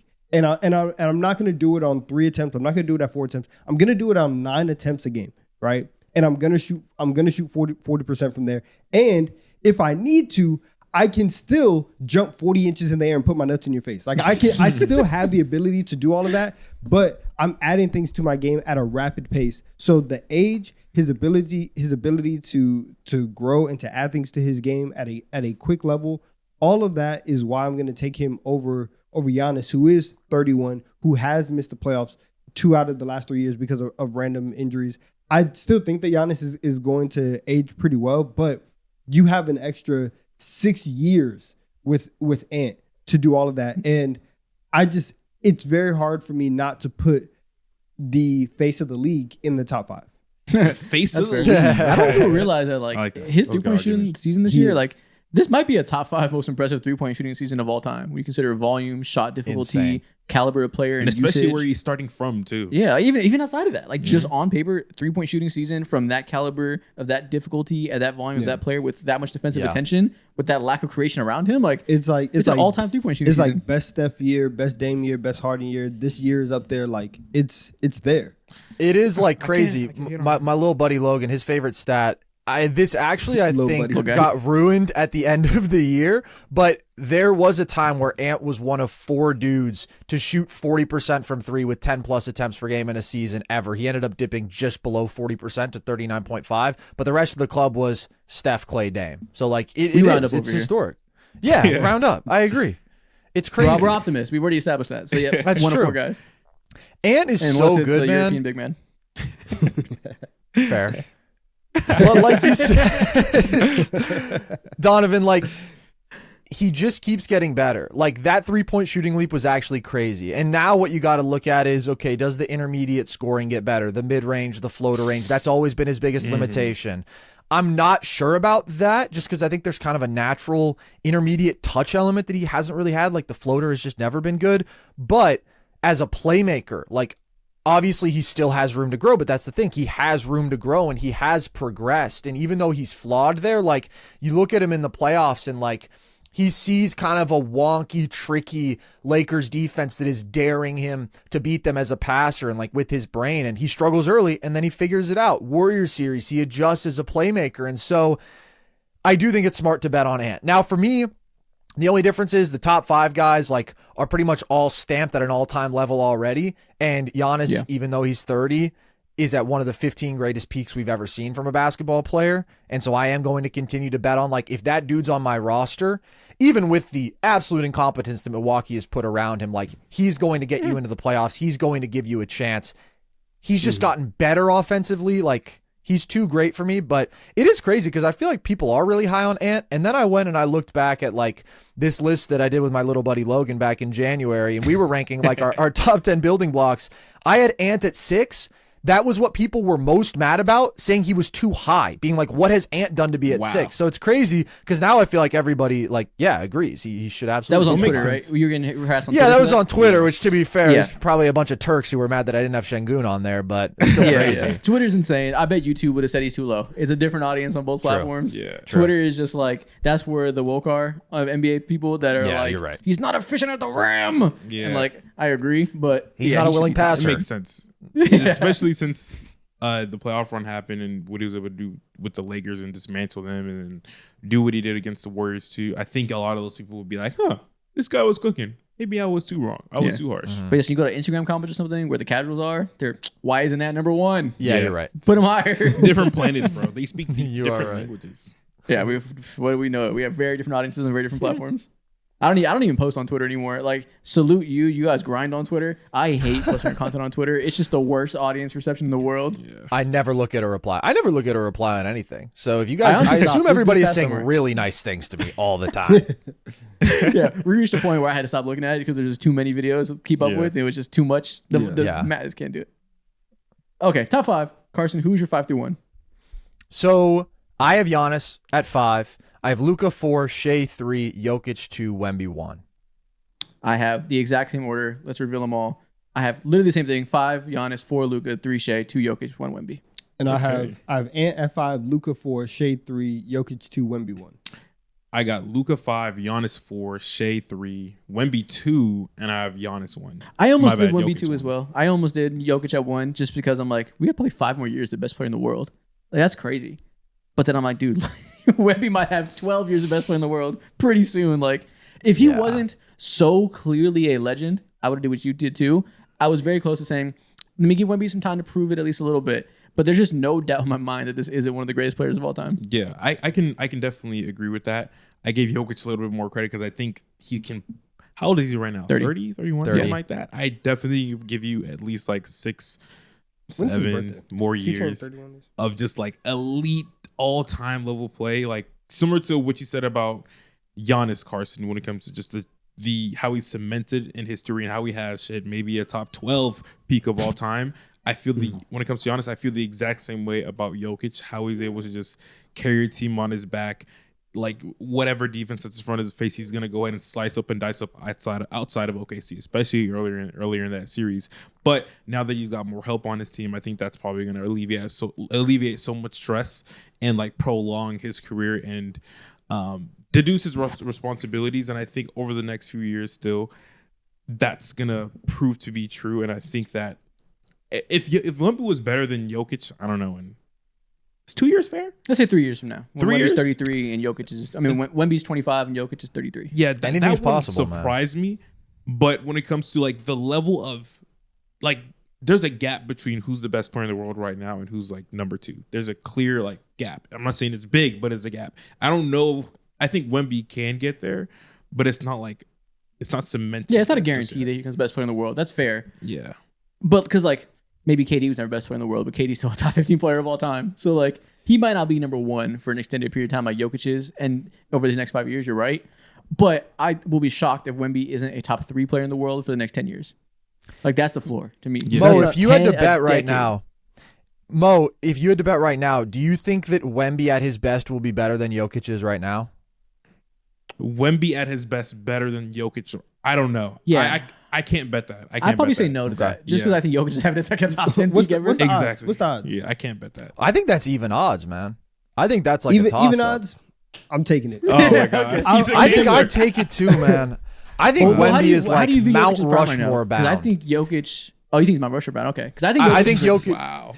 I think he's the best offensive player of all time. Listen, if I'm starting a franchise of Glazers, I'm taking Carson Wentz. I appreciate that. We've never seen his performance ever. Yeah, the performance that you're putting on today, because I agree with you, but you are taking these leaps. First, I respect it so much. I appreciate Go it. ahead, Because what's Glaze. crazy, I think like Jokic is the Isaac, offensive I goat. agree. Wemby could be the defensive GOAT.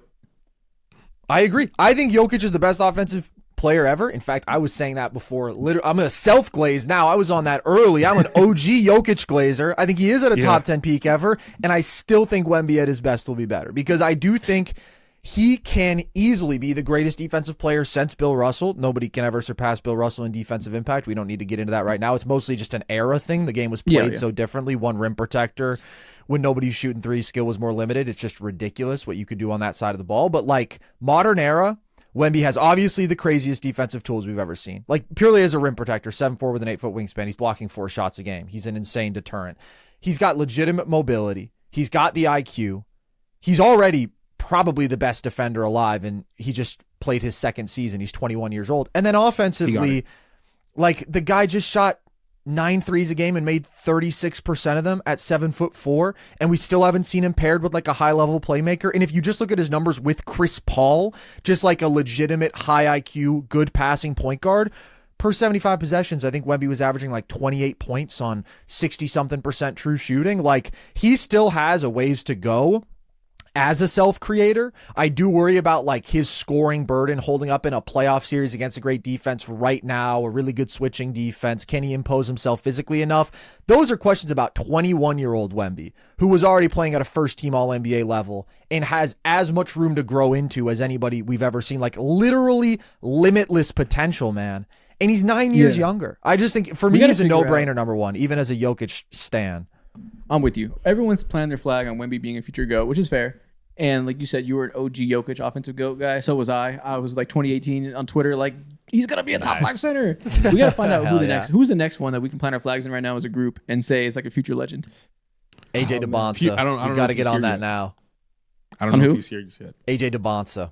We got to do it now before he's even on college radars yet for the casuals. You like him more than Peterson and Boozer?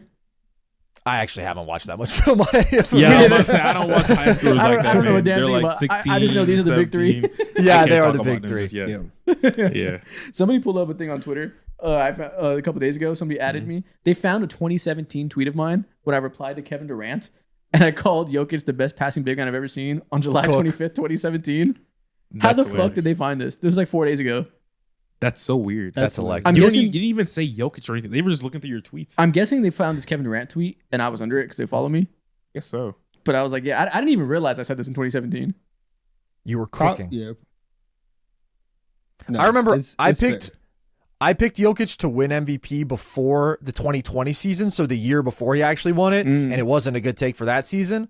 But I was just a year early. I'll take being a year early. They're smiting you, I bet, for saying that 2020. Oh, yeah. Yeah. Nah, Wemby, I'm with you. He's the chosen one. And I've seen like, I forgot who said it, but somebody was like, he's going to do for the 5x5 what Russ did for the triple-double. Yeah. Where it's like, we're gonna get to a point where he's just putting up these crazy stats every night. And it's like, oh yeah, like that's just what he does, right? Yeah. That's just where it's at. And then, because on like you said, on top of that 4 blocks, the amount of times that people just drive to the rim and it's so visible. Like sometimes, like even like with Gobert, like some people would do it.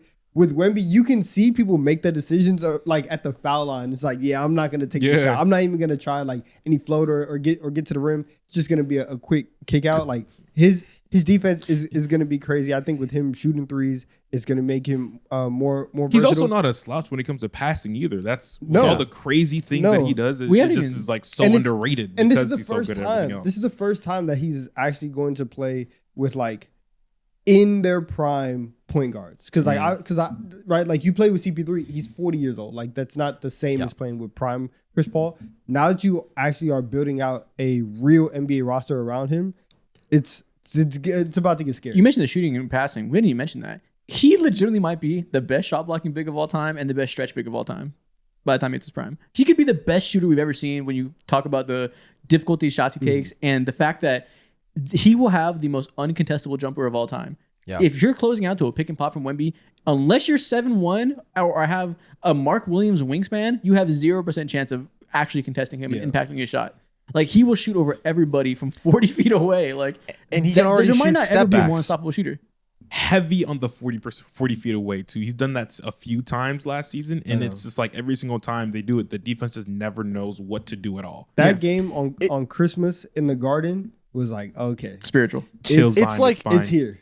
It's like KP shooting where you can just pull from 30 and it's uncontestable if you also add the off the dribble element of like Wemby can actually handle, Wemby can actually shoot step backs. He shot better on step backs as a rookie than he did on catch and shoot threes. Like he's a freak, man. We've never seen anything like him. And he can attack closeout from that 30-foot jumper. Like he will truly be the most impactful stretch big of all time. More than Karl-Anthony Towns, more than Dirk, whatever you say. I'll be shocked if he's not the best stretch big. Maybe he won't shoot the best percentage because like Cat will consistently shoot 40. I agree. But you get the game planning and how hard it is to stop, how he'll be able to play off that attack closeouts, like, and especially because he has clear slashing guards next to him that are going to be a good compliment there with Fox now, Harper now in the future. Like that's going to be unlocked to the fullest, and that's going to be what defines him just as much as the shot blocking. And once you like add on to that the fact that he's gonna have the mindfulness from working with the monks to be clutch, like to be present in the moment and take advantage of all those opportunities. You stretch big, greatest defensive player. He's gonna be extremely clutch. He's killer. He's already right there. He's been hanging out with the Jeffrey Dahmer of killers with KG. Like that's smart dog. That's what I'm saying. Smart and he has dog, great killer. politics. I don't know if you've seen his Twitter. Ally, Crazy. comrade. Everything about Wemby is dope. I'm telling you, he's the chosen one. He's the avatar. It's amazing.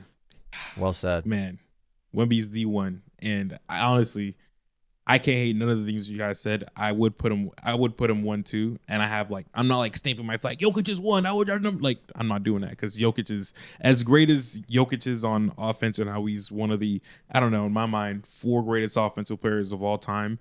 The levels of ascension that Wemby is already defensively and how he's just scratching the surface offensively too.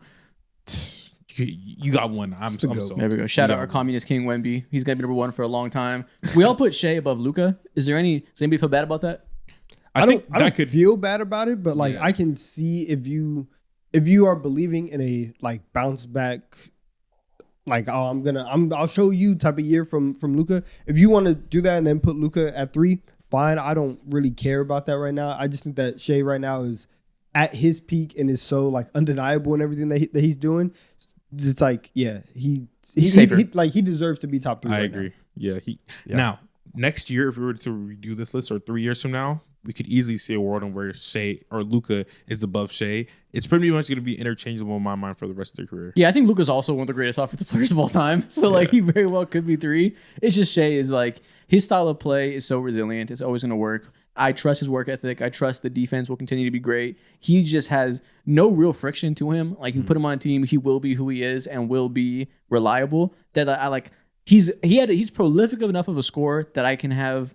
I think Luka is like ever so slightly better at his peak, but SGA is just so secure. I know will age well that I'll put him above him just barely. But I view them as a virtual tie in terms of building blocks.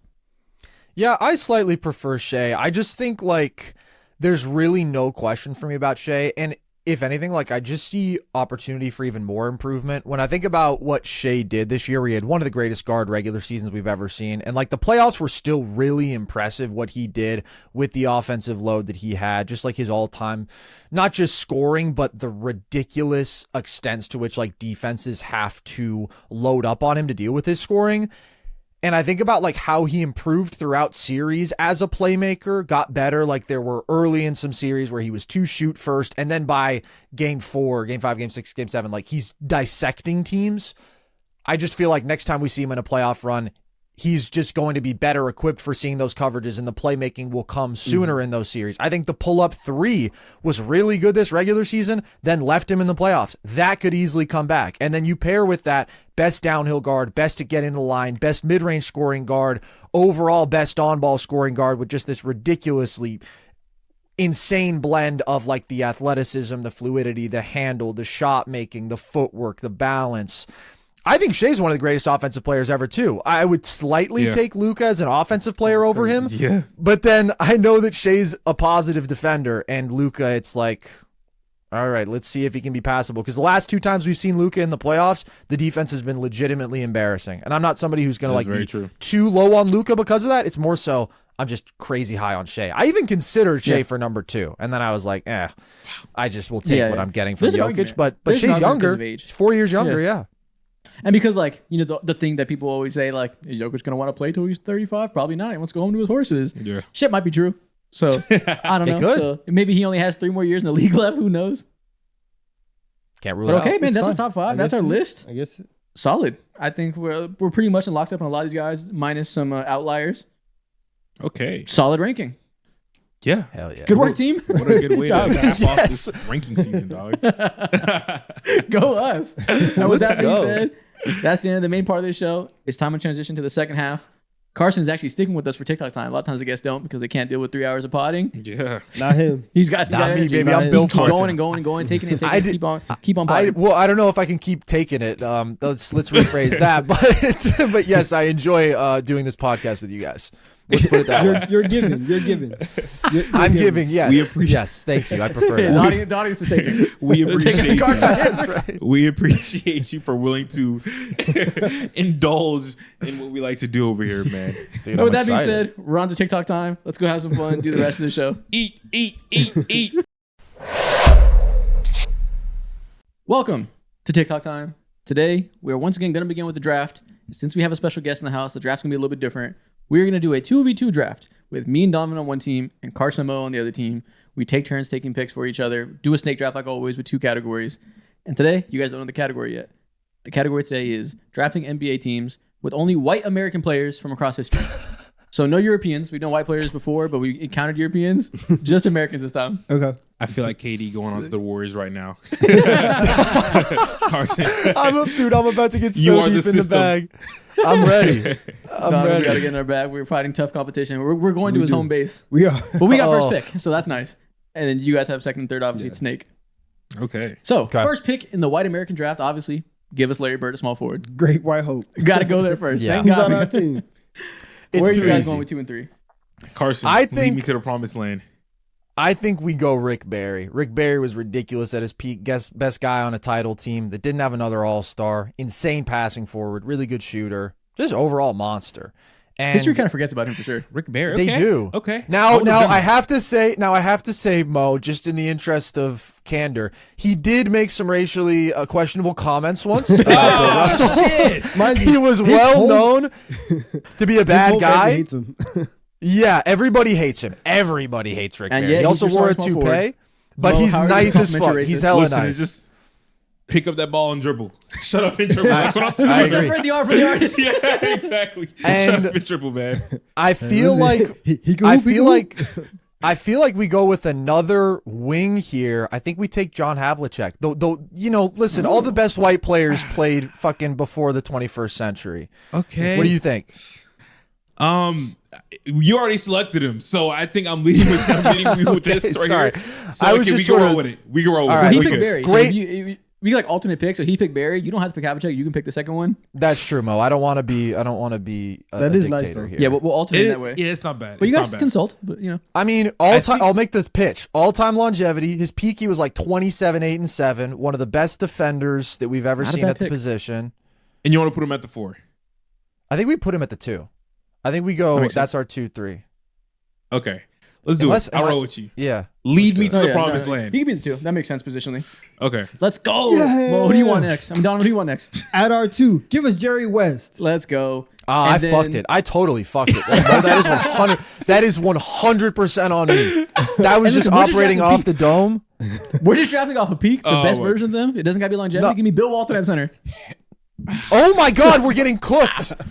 Mo, we're getting destroyed. Carson, I I've might need to take totally your white let. card, man. I'm This going is by- fucking Oh, take crazy. it. Take it. Carson, Y'all know nothing about that, man. I I went gotta way. make you colorless now, man. That's fair. Oh, I'll be man. green, bro. Fuck. Wow. We lost. I mean, straight up. Those, man. Like I should've- You don't know this, Carson, but I have the reputation of selling the drafts or whatever. It's not really me, but it's me to the audience. Killing him. I can't escape my fate. No, matter this what. is 100% on me. Jerry West, I don't know why I didn't say him. Neither did I. was I forgot. Don picked. I right. wouldn't have picked him either. I forgot about All Jerry right. West. Let me steer us back. Let me steal your pick for a second. We for it. gotta maintain Bob Cousy. We gotta grab Bob Cousy. Go over for it. about Stockton. one. Over Stockton? Yeah.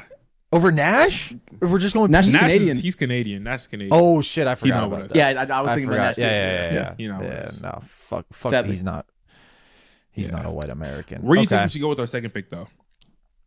I mean, if we're going relative to era, there's a case for George Mikan, most dominant player in the league at his time. Now, that being said, the NBA was segregated for the first couple of years of his career, so personally, I don't really count George Mikan. We could go with... Time out. You can't pick Rick Barry and be like, yeah, he said some racist stuff, but then draw the line at Mikan because he was just playing in racist times. No. Here's why. Because Rick Barry was actually at least playing against the best of the best. George Mikan was playing against the league that was like mostly predominantly white in a sport where 80% of the best players ever are black. It's not his fault. It's not his fault. We could go with Bob Pettit. Unfortunately, he was also racist. So you know a lot about these old whites. How racist they are. I do. I didn't know that. Why he was racist? The Hawks. Yeah, his name's Robert E. Lee Pettit. Louisiana, and he played with Clyde Lovellette, who was super racist, and Slater Martin. Were these like Hawks your bedtime guy. stories or something like this? You're very knowledgeable. Well, unfortunately, I have a mental illness, Donovan. I have a problem, but yes, there are a lot of racist. Anyways, let's move on from the racism. Wow. I feel like if we're going between Stockton and Kuzi, I'd probably take Stockton, but it's your call, Mo, because I already fucked it, and there's probably someone else. We got Kuzi. We got Kuzi already. Give me that. All right, we'll go Kuzi. So now we need a big. Is there another guy with a short peak? Like, I can't believe we didn't take Walton. I'm struggling to think of power forwards that are white. I mean, like Kevin Love is the modern guy. Go for it. But Bob, go for it. I think Bob Pettit honestly is the best relative to era. Let's just put together a team of dudes who all played before 1980. I don't know. You put Bob Pettit at the 4? Yeah. Oh, at the 4. Okay. Yeah. Oh yeah, brother. We're small. That sounds good. We're good. I'm sorry, Mo. I gave up on this. The second they went back to back, Jerry West, Bill Walton, I threw in the towel emotionally because I realized that I had screwed We've us. already decided we're picking guys with questionable beliefs. We're picking John Stockton at point guard. We'll just keep going with guys that we don't want to associate with, but are nice. It's not bad. And now to finish off our Boston Celtics, we're putting Kevin McHale at the power forward. That's a good pick. That's a good pick. So we made the 86 Celtics and then just put John Stockton at point guard and Jerry West at the 2. God damn, bro. Yeah. And your guys' team, all their pictures are in black and white. Yeah, literally. I don't know. Should we just go Mike in at center? Should we just lean into the bit? Oh, we killed. Why not? What bit? What are you talking about? This is not a bit. It's a joke now, Mo. It's a joke. I fucked us. I put us in a position where our team is now a joke compared to theirs. It's over. But I actually can't think. What's the coolest way to go out? How do you want to go out? The coolest way to go out is we take Tom Birdman Borwinkle. at center. Who? Tom Borwinkle. You remember Tom Borwinkle, one of the better passing centers of the 70s? Why would I remember legend? Tom Nipple Wrinkle? Tom Borwinkle? Who are we talking about? Why would I remember him? I can't tell you how badly I feel that I fucked up the white American draft. It's a disgrace. Okay. What if we just took Pistol Pete and we just went radical small ball? No, that's too much. I think we should. Maybe at this point. I'm just trying to have some type of saving grace for our team. Yeah, we have and if it was up to me, I'd be like, fuck it, bro. Just give me Chet and let me call it a day. Give me someone who can fucking shoot, please. Chet does not want to be on this team. Mo, Chet does not want to be on this team. You think he does not identify? Yes, he doesn't identify as white. He would pull up talking about shooting 54 from tray ball as OD, shooting hang pulls, and Bob Pettit would punch him in the face. And you know what? That type of magic is what we might need. All right, let's take Chet. Why not? Chet at the 5. There you go. Chet Holmgren, top 10 white player of all time. So, for audio listeners that weren't keeping up with this, we have John Stockton, Jerry West, Larry Bird, Kevin McHale, and Bill Walton. The best pick at every position. We killed you. We have the best player at every position, literally. We have every GOAT. Oh, John Stockton. Is he better than Kuzi? Yes. I don't like either one. You want to say it out loud? Who you guys have? Carson, you say it. We've got Bob Cousy, John Havlicek, Rick Barry, Bob Pettit, and Chet Holmgren. Oh my God. We are getting 40 piece. Rick Barry. If I had taken West with Rick Barry, I would have felt okay. You guys still would have gotten Walton, who did peak higher than Barry, but at least it would have been passable. It went off the rails when you started off with Bird, West, Walton. I'm so sorry, bro. That's tough, buddy. All right. It's all right. Yeah. Next thing we're going to do, we're going to keep on the topic of old whites. We're going to talk about and view every single NBA team's 1960s logo. We're going to grade it. A through F. We're going to see, I think there's 12 teams in the league at this time. I went to 1969. And most of these teams' logos are from 69, but some of them were like a logo we've seen before. Yeah. There's a more interesting one from like 65. So I picked some out of the year, but this is all mid to late 60s. Okay. So grade it. Let us know what you think, how this is aged. First off, we got the Houston Rockets when they were in San Diego. It's kind of cool. I kind of like this. It's not good. No, it's kind of hard as fuck. Like, this is a nice illustration. They got some shadowing on the ball. This is kind of the best one here, I think. I think the colors are wildly off. Did the basketball used to be that color for real? I don't know, but it's hard. I don't really they did a good like job. that. I don't care about realism here. This is dope.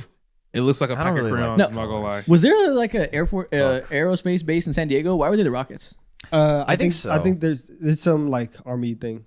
Okay, yeah, they have a big military presence, but it's mostly Navy. But I think it used to be Air Force. Yeah, it's Navy. But I don't know. I'm assuming that's what they did in like I think like in Top Gun. Isn't that where Top Gun is? Yeah, but this is rockets, like space, not just like planes. Like they have a big military presence. I'm assuming that like the space races happened in the 60s and they were like, yeah, rockets are cool. So let's make this team. You know that we got that file on us. Yeah, exactly. Rocket is in space.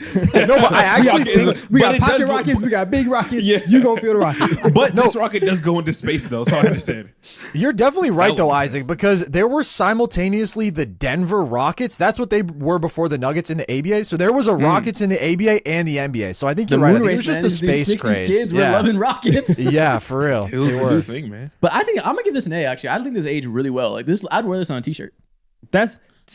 I'm glad you said that. That was that's how I'm grading a lot of these. If I take this and I put it on a nice white oversized tee and I find it at a vintage store, how much would I gravitate towards it? I would get a shirt with the Rockets on it. Okay. I think we'll see much worse. I'm gonna give it a B. It's not iconic at all, but there's a lot going on with the colors. I kind of agree with Mo saying the pack of crayons. That being said, the t-shirt point, I think this would look pretty nice on a white tee. So B feels it's probably right not the best for a jersey or branding, but it's good for fashion. So I'll give it points. I'd give it a B. I agree. As a vintage You're right, item, it probably should be a B. We'll see some iconic ones that deserve an A, so I'll go B. The Phoenix Suns. This is better, probably. Yeah, also this good is better. for fashion. This is definitely better than the Houston Rockets one. The colors are more cohesive. They still have that flaming ball back then too. The spiky ball at best. Yeah, exactly. You can see like the gear starting to turn. Listen, they were cooking in the 60s. This is like a precursor to their best logo. You say you definitely like gears turning. You see what they were cooking and how they eventually got to an iconic logo. I mean, this is a junior version of it. I'll give it a C+. This is if you put this on a t-shirt compared to that Rockets one, you'd veer towards this one first. No, I would not. I would not. Oh, man, that's crazy. You don't know me. You don't know anything about me. I see your fits, bro. I walked into your closet. I've seen you. But no, I'll go like B+ because, like you said, it's a very prototype version of the best one that they have, but it is very nice. I'm sure like the Suns logos, a lot of times they have some of the best logos in the league, and so like the floor for them across the 12 teams, it's probably one of the better ones, but still I'm gonna give it. It's also a great color scheme. Yeah. B+. I'm on B-. Okay. The Cincinnati Royals, the former name of the Kings. So freaky, bro. That dude is the biggest pervert I have ever seen. Yeah. Why is he looking at me like that, bro? Exactly. What is he looking at? Somebody shouldn't be. Hello there, ladies. No, thank you. Hey, that was accurate. Yeah, like, I guess it's like the planet, and like the top is supposed to be Cincinnati. Like, this is disgusting to look at. Yo, being called what the pervert is crazy. It looks like it looks like he's popping wood out the top of his head, dude. This is all around disturbing. Who made this? He's those eyes. The top of his head is erect. No, I don't like it. No. F. F. I agree it's a failed cartoon. I'm kind of sick of looking at it. The person who made this, they were trying to work for Disney. They didn't work out. Yeah. It does have like a twisted Disney vibe to it. Yeah. I don't like it. Something real sinister about this guy. I don't like him. He's a pervert. That's why. That's a pervert. Yes. The Atlanta Hawks, their first logo. This gumpy ass hawk guy. It's kind of cool. It kind of looks like an old 1960s Looney Tune. Exactly. Cool. It's like It looks like a it's like volleyball retro in his hand. cartoon. It's so Yeah, I active. like it. It's very rare that you see like an active logo at all. There's motion. It's got a classic feel. I mean, it is a little weird for sure. I don't know why the basketball is that shade of brown too. Like it does feel kind of like somebody just drew some shit. But I'm gonna give it a B just because like I like the vibe. He's wearing knee pads. Yo, he looks like he's running away from like Why someone is he- trying to cook his ass, bro. Why He's is trying he to run away. wearing knee pads? Because he's a sporty bird. Like he wants guy. to protect his knees. Yeah. Wearing knee pads for basketball? That's what I'm saying. It looks like a volleyball. Yeah, it's like a logo. volleyball player. That's what I'm saying. The ball looks like a volleyball, and then the knee pads too. You don't wear, I guess. This is a high school volleyball team. For that feels more accurate. I kind of like it. I'll give it a C. I like it. I think it's a B too. I think this will look better. I think this will look better as like the side logo on a hat rather than on a t-shirt. So, all right, it doesn't pass the t-shirt test. I'm going C. Okay. Yeah. The San Francisco Warriors. They got the headdress in the middle of the logo. This is hard. The arrow in the Warriors. It's, teetering on appropriation. That's why they changed it. But it's not the most offensive we've seen. Because they were smart with it. Could've They been took worse. the face out. Yeah. They took the face out. Oh, look at the eye. They brace it with the arrow. Yeah. They on the line And with they that got one. out early before they started drawing red faces. So it's not the worst we've seen. Yeah, this is the closest you can get to. We're trying to pay homage. We're showing love. Appreciating. Yeah. Yeah, the Warriors Okay. branding has always just been confused because like ever since then they've just been like we have the Golden Gate Bridge. Like it's just been basically like we play in San Francisco in Northern California. I still don't metal. love it though. Like it's pretty I don't like the multiple circles outside. It's not good. The font is boring. It's just the font is headdress. boring. It's a C- to me. I will say like if you're gonna put the headdress, you might as well put the face. Right? Like, if you're gonna do that, because just the headdress looks weird. So like I know like at this point, you probably didn't have much issue in yourself, right? You know what they were doing. That's what I'm saying. Doing certain things. Yeah. So at this point, this really is a show of laziness rather than It's cowardly. deference. Rather than respect. Yeah. So for the laziness aspect of it, I'll go like D+. Yeah, I'll go D. The Baltimore Bullets. Should have been racist, man. This is okay. Actual bullet is cool. Real bullet on there. Definitely. slug shot. Holy shit, that would never happen again. Different era. Baltimore Bullets is crazy. Isn't that crazy? They changed the Bullets name because they were like, violence is too high in DC. We think this has something to do with it. So I don't think so, man. But I don't know. What's funny is they got ahead of it. Imagine, like, we were talking about earlier, we saw a Bullets logo, and I was like, why did they change their name? And I was like, is it because of Columbine? It was actually before that. So, like, they got ahead of the shooting being a big social issue. So they just barely beat out Columbine, too. I'm not going to they got out early. But, like, they got it close. Yeah. They sensed it in the air. So they know. This is kind of They boring, felt it though. in their knee. Dude, I don't like the font again. It's so much white. The bullet Why is so cool, much but the space bullet, above bullets before Exactly. the It's lines the start? 1960s, So much so you negative got to grade space. this on a curve. Yeah, how did they do this graphic design in the 60s? I don't know, but I don't like that U. That U is pissing me off. What's wrong You with it? is small and spaced out. Is it a different font I than don't- everything I don't else? like There's so much kerning in between. The letters are so spaced out. I'm not a fan. and the seams of the ball like cuts off where the letters Oh, are. yeah. This is a D. This is terrible. The Celtics, their first logo before the one they have now. Who is this little creep? It's another pervert. Another pervert. It's another pervert. Why is he squatting? We must hold an investigation for these 1960 designers. That's what I'm noticing. He Dude, looks this- like This he has guy so many freaks me fingers. out. Is he What- too? what- Does he he has have a- too many fingers? No, I guess it is 5. No, he is 5. Yeah, he's 5. Never mind. He has a gesture hat that just says NBA on it. He's, Well, he's holding a the wand? The Rockets one. The A Rockets one baton? was like that. They put NBA on the Rocket, and so I guess Damn. they still like you still have to show. You know, they were like, guys, it's not the show who the BAA league it anymore. Make sure people don't forget. Yeah. What is he holding? A wizarding wand? Some leprechaun thing, I guess. I don't know. Some leprechaun shit? Yeah. Something in the lore? probably. It's like a key to like find some like some pot of gold or something like that. But I don't know. The squatting is really freaking me out because like I think that he is sitting down. I thought he was jumping. I thought that this was like a fan like supporting the team or whatever. I'm not sure if this was like a true This leprechaun. is just a guy creeping. Ain't no fan. Yeah. He's squatting down to look through a window into a woman's apartment. He's a freak. He's dropping down, getting his eagle on. He's dancing. Chicago Bulls. I mean, 10 out of 10. 10 out of 10. They got it right the first time. Yeah. Yeah, this is great. They've never changed it. You know how crazy it is to never change your logo from the 60s? How long has it been? What is that? 60 years? I guess 200 years. A lot of years. That math took too long. I was like, nah. But yeah. You don't get confused sometimes? Nope. The Detroit Pistons. No, don't do me like that. Don't do me like that. So, because sometimes it is crazy where it's like, you know how like when people are like, oh, it's kind of weird that like 70 plus like 33 isn't like 103. It's like one of those type of things. What'd you just 70 plus 33 is 103, Donovan. No, that's not what I'm saying. That's not what I'm saying. Have you not seen the tweet that I'm talking about? You don't know the tweet that I'm talking about? I have to All find I it. heard is I have to 70 find plus 33 isn't 103. I have to find the tweet. Isn't that crazy? There's a very specific tweet that We I gotta that move on, references. Donovan. I have to find We gotta it. move on, Donovan. I promise you. This ain't looking good for us, I man. promise you.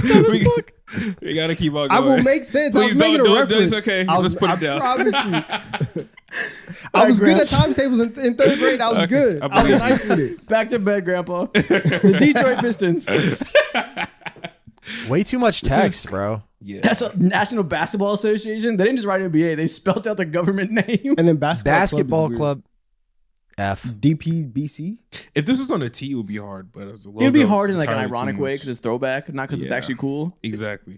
I'll go low key F. Low key F. Everything about it is Yeah, kind of the ball is white. The text is just huge and just Like, not going well with the lines in the back. Is an F. like how is this memorable to like the casual fan? It's not at all. I think most casual fans have never seen this. I've never seen this before until I did this exercise. No wonder why they don't be no goddamn hardcore Pistons fans, man. How could you be with this logo? Damn. Well, mostly because most of them are dead. You know what I mean, man. What the hell? The 76ers. Hey. Again, your Genius. first logo becomes your always logo. That's so hard to do in the NBA. Hey. Whoever made this and also the Chicago Bulls logo too, I hope they get like what's the thing is called when like writers go ahead and get A Pulitzer? No, not he's Pulitzer. talking about royalty. royalties. Oh, yeah. okay. What the hell is a Pulitzer? Yeah, no. An award. No. What the hell is a Pulitzer? You fucking crowd eater. What's funny is the Bulls one is like the Bulls one is a great logo. This is just a 76 and some stars, but it's maintained for so long It's and cool. it's iconic. Yeah, it's not bad It's at all. hard. And the red and blue, man, it's just like quintessential. Hell yeah, America. I love it. It's a great logo. Hell yeah, America. The Lakers when they were blue. This feels like a YMCA team. It don't feel like This NBA. definitely looks like the 60s. It does. But it flows a little better than some of the other ones we've seen. I like the font. It's like striking. It's not just there's at least some semblance of design going on. Yeah, but like the way that when the L and the S is off, so I'm looking at it, I just see acre. And so like that's That's just you, man. I think so. I think that's just you. Really. that's all I'm focusing on right now. I see Lakers, but I also do see Acre. Acre is there. That's what I'm saying. You can't spell the Lakers without Cam acre. Akers. It's not Cam possible. Akers is everywhere. Cam Akers came back from his Achilles tear in 6 months, and he wasn't good, but he played. Cam Akers is everywhere But they for don't. those who have eyes to Modern see him. medicine doesn't want you to talk about that. You know what I'm saying? I'll give this a solid C. Yeah, C Decent. minus. C minus. They had. I like the blue. I mean, the baby blue was awesome. I wish It was. I damn near wish they had stuck with the baby blue, even though the purple and gold is iconic. But Yeah, it's this iconic logo's because they not won that championship great. in it. But if they won championships in blue, it would also be iconic. True. The Milwaukee Bucks. How do we feel about this little guy in his Oh, sweater? this is super cool. I love This is this. super cool. I'm a very big fan of It's like a this. Christmas cartoon, like the sweater. So it's kind of out of place, but it looks really cool. Like, I have to give it to him either way. I love Well, this, man. it's okay. It'd be cold in Milwaukee. They have to Yeah. wear sweaters. Okay, fair enough. It did Yeah. be called Milwaukee. This might be my favorite, bro. To me, this is like, I don't know. I just associate it with Kareem. It's like that quintessential era. It's a beauty. It's creative. It's fun. It's whimsical. I like it. You know, we don't have enough whimsy in modern logos. We got to bring it back. Exactly. They brings took it back all to my out, bro. childhood, man. Corporate They greed eliminated the sickens me. whimsy. I'm a big fan of this. I'm going A+. I agree. Best one yet? Yes. Actually, no, not the because the Bulls one is there. Okay. But like, this is top 3, easy. Yes. Is this better than the current Bucks logo? Because the current Bucks logo is pretty tough, but like opposite vibe. That one's like we're scary, and this one's like you can't wear this. I mean, this could be a team logo in 2025. This is like cute. If you came out there wearing this on your jersey, like you're the most soft bitch made team I've ever seen. It wouldn't go well. But also, I feel like I'm just in for a great adventure, man. I feel like if I was a fan of this team with this logo, I could just genuinely walk into any forest or any forest and find a deer like this, and I'll be picking berries off of trees. Yeah, well, Knott's Berry Farm logo. The New York Knicks. Yeah, this is kind of nasty. He looks like a greedy bastard, man. I don't know what it is. He looks like the guy from Pocahontas. Yeah. Why is he like spellbinding the ball? It looks like he's like manipulating it with witchcraft. He's Dr. Doom. That's how it does look like. Yeah, this is bad. He looks like a Disney villain. I can't speak on this. I can't defend this. He just looks like he smells too. Yeah. You don't often see like Scott's definitely a pervert. You're noticing trends. He's definitely up there. More so the way he's reaching for the line. Yeah. Have we ever seen a like fat mascot before like this on a logo? Good point. I got to be woke. This is destigmatizing body shame, and this kind is of progressive. Very progressive. Very forward. No. This is a bad logo. Yeah, I don't know about this is a bad logo. All I'm hearing, you said he stinks. Straight fat phobia. Straight fat phobia. Nah, man, look at the grime on his face. He clearly smells. Straight fat phobia. You said he sweats. You said he smells like pork. It's you can see the grease in his hair. It's too much. Here we are. For that, I'm standing on the right side of history. D minus. The Seattle Supersonics. This is cool. The line is a supersonic jet taking off. That's hard. Wow. That I never noticed that. That's wow. B+. The Sonics had like the best branding, bro. The text is weird. It goes way too far to the right, but I love the jet going through. I'm going to A-, and this is now in my top 3. I'm going Bulls, Bucks, Supersonics. Mm-hmm. This is awesome. This is a B for me. I think Sonics branding peaked in like the 90s. It was so sick. But I think they had the foundation of something good. Like you see how they get to the 70s branding from here. So it's good, but there's just kind of a lot of negative space. It's not super like vibrant, I guess, but I do like the vision. I think like my one knock on it is the fact that Seattle and Supersonics were 2 different colors. But it was. I didn't even notice that. Wow. Yeah, but I like it because it's a nice blend of like being kind of like minimal and not doing a lot, but also still having a lot of personality. It blends the 2 worlds very nicely. Okay. Next up, that's the last one actually. That's the whole entire 1960s NBA. Perfect. 12 teams? Damn. Also, I found the thing. So saying how people were confused, or like the online joke was like that it's weird that like 77 plus 33 doesn't equal 100 because it equals 110. That's what I was trying to say. Okay, gotcha. That's what I was trying to say. But like that's what I was again. Was it mostly 2-year-olds interacting with the tweet? No, it's people online. I mean, there's stuff where it's like oh, like no, it was that's dumb adults. Come on, you know what I'm saying? You subtract. Listen, you subtracting years. You subtracting years like it's weird. You know. Next thing we're gonna do, I'm gonna show you guys a series of historic NBA duos from across the decades of NBA history, and we're gonna put them in a tier list from S through F. So some of these are the best of all time. Some are nowhere close to that. They're F tier. Some are in the middle. We'll get a gauge of the entire history through NBA duos. Perfect. First off, we have the GOATs on here. So I guess we could start Magic and Kareem. Clear S tier? Clear S tier. Gotta be. Clear S tier. Yep. Yeah, like you are out here. You are winning chips. You are defining your era. You are defining your team and your franchise for years to come. Yes. It's pretty cool when a duo has both their players at one point were best player in the world. Like they took turns. That's pretty rare amongst all these duos. So that might make them number 1 to me. That's just a cool thing that nobody else has on here. Yeah, I agree. When it comes to talking about thinking about the duos in NBA history, they help set that standard, and they set a rare standard too that's only been seen since them. I don't know, maybe one other time when it comes to being the best in the world. Yeah. Okay. Well, next one we'll do. Carson, I need your opinion on this as you, the registered NBA historian in here. Joel Embiid and Ben Simmons. This is gonna be F. I mean, I'm just thinking that's got to be the worst duo we're going to see today. I would think so, but you never know. Well, I guess okay. maybe I'm, They but I feel like nothing. Good. I mean, nothing. I mean, Joel Embiid does have like a top 20 big man peak of all time. So like he is carrying some weight here. He does, but I just think like Simmons, even though I think that Ben Simmons retroactively gets underrated now because people hate him so much because of the contract, because of, you know, the passing out of the layup against the Hawks, like all that stuff. He was still dunk. Okay, Doc. Okay, Doc. He was still giving like all-star level impact at this time, but like again, I'm just holding it to a high standard, and I feel like this is F compared to the everybody on here. I'm not putting a team on here if they don't have a legend. So if one person is clearly not holding up their end of the bargain, it could be F. Yeah. He's not, and then Embiid compared to most of the number ones, just with the massive playoff dropping, I still feel like he's not going to hold up to most of the number ones. So overall, especially in the years he was with Ben Simmons, I think he got a lot better. In the later years post Ben Simmons, but during those years of Ben Simmons, he legitimately wasn't like that top 15, 20 big man peak of all time. It was with like Harden and Butler, not Butler, but with Harden and everything that came after that. Like 22 to 34 points in 33 minutes. Yeah. We made some real shitters, bro. I was going through my Twitter back in, I think, the bubble, and I said something crazy along the lines of, I'd rather have Bam on my team than Joel Embiid because of how poorly he played in the postseason that year. You were a reactionary 19-year-old. That's crazy. Yeah. Okay. Paul Pierce and Kevin Garnett. All right, so I mean, they have a third star. So how does that bring it in? They had, not all these guys had a third star on their team. They did have a big three. But you do have this duo does get a ring, so that does elevate them to a certain. Many standard. of them do on here. They could be bare minimum, like they have to be C probably. I think they're D, man.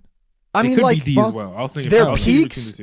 They did not play together at either of their respective peaks. KG was still awesome and was arguably the best defender on the planet at this time, and like that's why the Celtics were so great. They were such a great defense.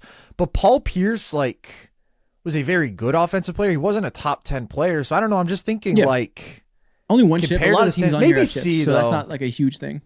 I would not go above C, but maybe they are C instead of D. But I don't know, man. They could be D. They're straddling that line. This shakes out. I think if that's what we're deciding between C and D, I think the fact that did have a third All-Star and then a fourth guy who was like he made All-Star teams years after, like they had more help than a lot of these guys did. For a lot of these teams, even some of them won chips with just their star duo. I wanted to put him D initially. I was just being nice. All right, we'll go. I'm fine with D. Okay, well let's compare another Celtics group: Jason Tatum and Jaylen Brown. See, this is weird because like they got the chip, but before a majority of their duo, we spent so much time being like, these guys can't play together. Like these guys are underachieving. So like, I don't know how much the ring goes back and like fixes everything that we thought before that. Yeah, but they were young and ascending, and they got over those things. They got better. They both made two finals. So if we're talking about help, though, I mean that's just like one of the most ridiculously talented teams we've ever seen all around. That could compensate for like when you did have a down shooting stretch for Tatum that didn't need Jaylen to be like the best playmaker. Just the overall shooting talent, ball handling, defense around them. I think D again. I mean, I think if we had KG and Pierce in D, I don't know how we could have these guys higher because Pierce is better than Jaylen by a fair bit. Talents on their team when they won a championship. Yeah, all right. I think D. Yeah, we'll go D. We're hating on the Celtics today. I'll take it. I'll go down swinging against the Celtics. Okay, Steph and Draymond. That's S tier. Can they be S tier for different reasons? S tier is 2 top 10 players of all time. We'll see that. We'll see similar quality again. I think Draymond, for my pound, top 5 defender of all time, but not a top 20 player of all time or anything. It's when this duo is the nucleus of the most modern dynasty that we've seen in NBA history, and potentially the last dynasty that we will ever see in NBA history. I do think that when you have somebody as great as Steph Curry, and then you have again on the defensive side somebody in Draymond, where their tandem works so well and so beautifully because it literally is basketball yin and yang. They should be S tier. They have 4 chips, and even after all of this, to go down and then come back up and still win a chip when they are together. I feel like there's a clear talent gap in the top 3 duos. I think that's where you two differ. I don't know where you lie right now, Carson, but I would want to put them S. I'm kind of in between, but I'm lean more so maybe A because Draymond just isn't that caliber of. He's not historic in that level. as an individual player too. And this is why they and won 4 rings, because people have doubted them their entire lives. Well, they had Kevin Durant for 2 of them. So it's not exactly just them putting the shit on their back. I mean, but this duo also like led a 73-9 team. Like they've done legendary stuff before KD. They've won a ring afterwards. Like it's not just Kevin. A tier is legends to me. A is legendary. That's what I'm thinking. Like, I think Isaac said it where, like, you're talking about 2 dudes who were top 5, like, MVP caliber. That's, to me, what S tier is. However, you make a good case, Donovan, because the resume is there. I mean, I'm so high on both these guys. I think Steph's one of the greatest offensive engines ever. Dre's one of the greatest defensive players ever. They're both so insane on their respective side of the ball and complementary offensively. I just looked it up the other day. When these 2 dudes have played together, they have a plus 13 net rating over their entire careers. Like, that's ridiculous. That is the level of dominance. It's insane. That's the case. That being said, I still think Draymond's just not the same level of talent. But it's close. I lean A. Like, instead of they are better than the sum of their parts. And I mean, I agree with that. At the same time, like I know what you're saying. They're the top 8 tier, but we have the 3 best duos of all time that feel like they should be in their own tier now. It's like, spoiler, next one, Shaq and Kobe. Yeah, that's S tier. You're all going to S tier. Like that's okay. Like and again, like I understand that they 3-peated. Yeah, they were also catalysts of 4 in 8, and to go to 6 finals in 8 years and do all that. You can't gloss over the Kevin Durant of that though. Like that. If it was KD and Steph, then I'd be like, okay, like talent wise, these 2 can look each other in the eyes, and they can also be KD like and Steph is not best. a better duo than Steph and Draymond. Well, at their I don't peak, know. yeah. When I think of duo, I'm just like 2 best players on the team. I can understand at their peak, it's the second or third best player in the world. I'm saying a better duo. what that duo has been able to accomplish when you look at the totality of their careers, it's not. Sure, you always gear towards resume in this, but like also how good they are at basketball matters. Like it's not just the team winning they did, because all these guys won. Like all these duos have a ton of rings. When it comes to like the duo and what that phrase tandem actually means, I could understand that totally. But in the NBA sense, when it comes to like, what do you do when I'm having a down night? What do you do like at an all-time level that we've never seen before? It's just an entirely different breadth of conversation with Kevin Durant. That's why Draymond holds them back compared to being with Shaq and Kobe and Kareem and Magic. You know, this is just a different caliber. It's not a whole team comparison. You know, what do you want to do with Gary Payton and Sean Kemp? We're hating hard. We're not hating at all. It's A tier. We're hating hard. They're top of A. They're top A. Nope. Who? I thought no. I'm trying to give you what you want, man. Oh no. I just give you some. You said Gary. You said Gary Payton, right? That's nice. I thought the same thing. I thought that Mo was putting GP and Kemp top of A tier. These guys are probably like D. No, they're F. They might have to be F. I don't think you could put them in the same tier as people who have also won chips. True. GP was harsh. maybe at best like the 5th best player in the league. Sean Kemp was like a top 20 player. Sounds to me like that's pretty similar talent level to Jason Tatum and Jaylen Brown. And they didn't win one. Like maybe they're D. But I mean, they didn't win one because those 2 are just fucking otherworldly. They didn't like carry, you know. Which not to take away from their role now. They were obviously incredibly important, but like I think talent level, like they might be better than Tatum and Jaylen Brown. Like, I'm okay with crazy D. to put them on the same tier. If you put if neither of these Celtics teams will be able to win back in the day too with that huge domino and MJ in the way too.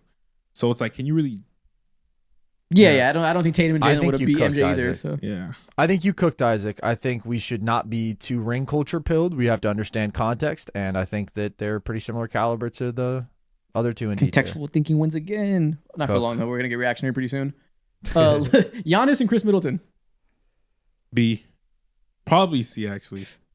They have kind of some of the thing Donovan was selling us with Steph and Draymond of like, more of some of their parts. They fit each other so well. And like, they didn't have obviously the multiple rings that they had, but they had some years of like consistent number 1 seeds being the best teams in the East before their bodies gave out. That being Chris Middleton. I think they're C tier. The fit is crazy. Giannis carries. I think C because I think the only year they coincided at like close to their respective peaks was 2021, where like Middleton was giving you like 25 a game with good playmaking in that run. Giannis had improved offensively compared to like 2019 and 20 when he had some really rough playoff series. But I just don't think they have the body of work. Some people will say Paul Pierce is better than Middleton, and isn't Garnett for 2008 comparable to Giannis? Should they be in different tiers? But 08 KG is not comparable to Giannis. Peak KG, absolutely, but not by 08. I'm with you guys. Agree, C? I put him in C. Tom, what are you thinking? Because I don't know where your mind is with this. I mean, I think KG and Pierce should be moved up probably to C. But it's just because they were old. It's hard to like divorce that. But like, I mean, they still work great. We're treating it like Kevin Garnett was in year 20 at that point. But it's also not like, yes, they had the rest of that team, but they peaked when they first got together because like they get together and win the ring. They go to multiple finals though. As with those two guys, they were in another conference finals. That stretched for like 4 or 5 years because even in 2012 they're in the Eastern Conference Finals and they lose to Bron. So like there's multiple conference finals appearances. There's multiple finals appearances. They go to 2 in 3 years. Like it's a great team.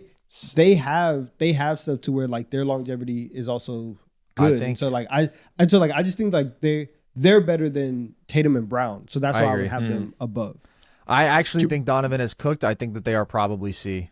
Okay, we'll move them up. I got no gripes. Me personally, I wanted to hate on the Celtics, but who Kevin Durant and Russell Westbrook. They didn't win. That sucks. But when it comes to pound for pound, they made the finals, made a conference finals, multiple. I think they probably belong in B, but because of the lack of success, they might be C or D. C because the talent is outrageous. 2015 KD is comparable to Giannis in 2021 in terms of abilities. And 2015 Russ is better than Chris Middleton. And obviously they didn't get the ring. I don't care too much as that being like the end all be all for a duos list. I think how good they are is the main thing. And that duo is more talented than Giannis and Chris. I think B. I agree. Yeah, just barely though. Like it's comparable, but I think I'm fine sliding them right above. Yeah, I mean, you're talking the about biggest story is like them failing at the highest level, like blowing 3-1. Like that's kind of a damper. The narrative, but they had the second best player in the world and another top 10 player, and they were like driving 50 plus win seasons every year. And yes, they didn't win a ring, but the West was absolutely ridiculous. I think they lost to the best team in modern NBA history. Oh no, they lost to this low B team. Maybe they're low B, but I think they're B. Yeah, and their shooting was they woeful. were up 3-1 on that same team. It's also weird because like for 2 of their playoff runs, one of them was missing. Yeah, like you're 2 years. You have 2 years in those runs where it's kind of weird because Russ gets hurt and then KD was hurt for a second as well. They had a lot of runs though, so it's not even like they still have plenty of other runs too. Just I think the time together also helps the argument. It's a lot of good bites of the apple of great years together. I'm fine with B. Anthony Davis and LeBron James won a championship together in the bubble. So it's a weird conversation because the bubble, they were the best 2 players in the 2020 playoffs, literally 1 and 2 in the world. For the whole season, they were number 1 and 5 in the world, AD that year, 6, 7 at the worst. Yeah. Like legit top 10 players that won together. We're damn near 1A, 1B. Like AD was just as good as him damn near. So pretty high. Agree. I think A. I think AD was a top 3 player that season just because of how insane he was in the playoffs. The only argument against it would be like bubbles fake, doesn't matter. No, I'm talking about we don't do that being That's not an argument. We don't do bubbles fake over here. I don't do it either, but just had to acknowledge the problem is just that AD then fell off so hard for 21 and 2022, and then he came back up, but then LeBron wasn't like best in the world caliber anymore. I still think that one season though is one of the greatest duo seasons we've ever seen, so that puts them in A for me. And he also helps to have the best player on this list besides Prime Jordan and Prime LeBron. Okay, Yao Ming and Tracy McGrady. Put them in F. Ooh man, put them in F. You just don't you don't see it. They don't get out the first round together. They were cooler than Ben Simmons and Joel Embiid though. At least they were more entertaining. Yeah, but you don't have any type of like baseline success with that team. Listen, man, Jokic and Jamal Murray. Ooh, B. Great fit together. Once again, it's kind of like Chris Middleton and Giannis. They won together. They're still kicking it. Still consistently when they're healthy, playing together in the playoffs. Hard to beat. I'm thinking B, low key. I think but B. If you're thinking B, it's only because Jokic is that level of player. Yeah, he is that level of player. And I don't know. I think him and Jamal Murray and Chris Middleton are comparable, but we just got more good years of Jamal Murray, and they're still kicking it. If they're together in the playoffs, they're the hardest out in the playoffs single-handedly with those two there. Like they're truly a duo offensively in that sense too. Like it's not like there's other stars around them. Like did we get more years out of Jamal Murray than Chris Middleton? Yeah, Jamal Murray's still kicking it. Chris Middleton, like you said, had like 2 good years where he was at his peak, where Giannis had his peak contending. Yeah, that was very short. Yeah. I think that they're B as well. I mean, they are close, but I do think it's what you said, Isaac. Just like the ridiculous offensive duo of it. They're one of the best offensive duos ever. And Jamal is definitely a Jokic merchant on that, but like the 100%. level he was at in 2023, that kind of shot making, even his playmaking, like 25 a game efficiently. And the 2020 run also, Jamal was really, really good. The last couple have been disappointing, but I think they are B to me. Because Jokic also But I guess the had argument the would be greatest that offensive playoff run ever KD in and Russ are 2023. significantly more talented as a duo because Russ obviously clears Jamal. So the argument would be that they're closer to Giannis and Chris. But better fit, better fit for the Nuggets. Better fit for sure. Yeah. I just think like if you look at, and this is like the interesting part with Giannis and Jokic, and whenever you start looking at them, like their careers are so similar. Yeah. And especially in what they've been able to accomplish. Like when you look at the duo of Chris and Giannis versus Jokic and Jamal, it's like, all right, you both had like a conference finals before you won the ring. You won the ring. You haven't been back to the conference finals since. You've been out in the second round multiple times. Like they are the same. Yeah. So, Okay, so I would put them in C because you still have an all-time talent in Giannis the same way that you have an all-time talent in Jokic, and then you have your sidekick, your number 2 in Jamal and Chris. I guess we could say to get to B, the prerequisite is you have 2 like all-time talents, and Jamal isn't that, so maybe they're the best in C. But they're so complimentary, man. Like the Murray-Jokic two-man game when Jamal is playing well is as good as any in NBA history. And it's the foundation of like one of the great offenses we've seen. I think they could be bottom of B or top of C. We can put him top of C, honestly. Yeah. I like keeping B super exclusive to just like, oh, both of you guys were actually top 10 players in the NBA at the same time. Okay. Well, speaking of, I'm that's curious how you feel about this one, considering who's in B and them in C, having not won and won. James Harden and Chris Paul. Only 1 year of Magic together, but It was 2 years. well, the second year Chris Paul was washed. He had a injury and he recovered with the OKC, but he was bad the second year. Yeah, so I'll put them in D. 18 was a good year, but it was one of the best point guards of all time, still kicking it at his peak still. That was still peak Chris Paul for the 2018. And James Harden had one of the most prolific scoring primes of all time next to one of the best playmakers of all time. The team that was 2 made threes away from toppling the greatest team of all time. Like Was how many threes? You said too many threes? Oh my if god. they made 2 out of 27. Oh. If they made 2 of those threes, they would have beat the greatest team of all the whole time. team is 27 straight. Yeah. So it's like you have that, and then the This is next not a team ranking, Donovan. and then the next year, both of them on their home floor get bounced out in Game 6, where James Harden once again is bad. So I think like man. they don't do much. Chris Paul was a top 10 player in 2018. And He James was Harden was a top 3 ridiculous player. that year. Chris Paul, I just saw this graphic. It's like Fantastic in 2K. combination Awesome. of volume and efficiency, like the best isolation scoring season on record from Chris Paul. He was ridiculous that year. Immediately one of the best adjusted to volume like a scoring totally seasons of all new time, James system. Harden. Yeah, and one of the best offenses we've seen. And they actually were a good defense that year. And like, if Chris Paul doesn't get hurt in Game 6, I don't know. Even as a Warriors fan, like I think the Rockets could have won that series. So that season alone, to me, it's just up a level from like what we're talking about in D tier. Like Tatum and Brown as a duo have never been an engine like those two were. GP and Kemp never reached that level as a duo.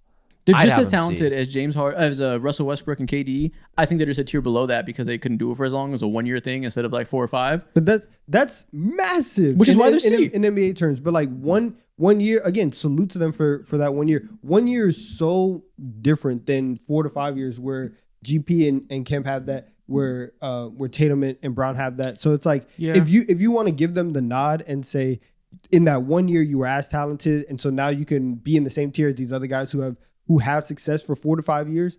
Okay, cool, but I don't think that they should be above them. Is my argument. I think a duo list is way more about how good they are rather than as much of team success as you're pouring into it.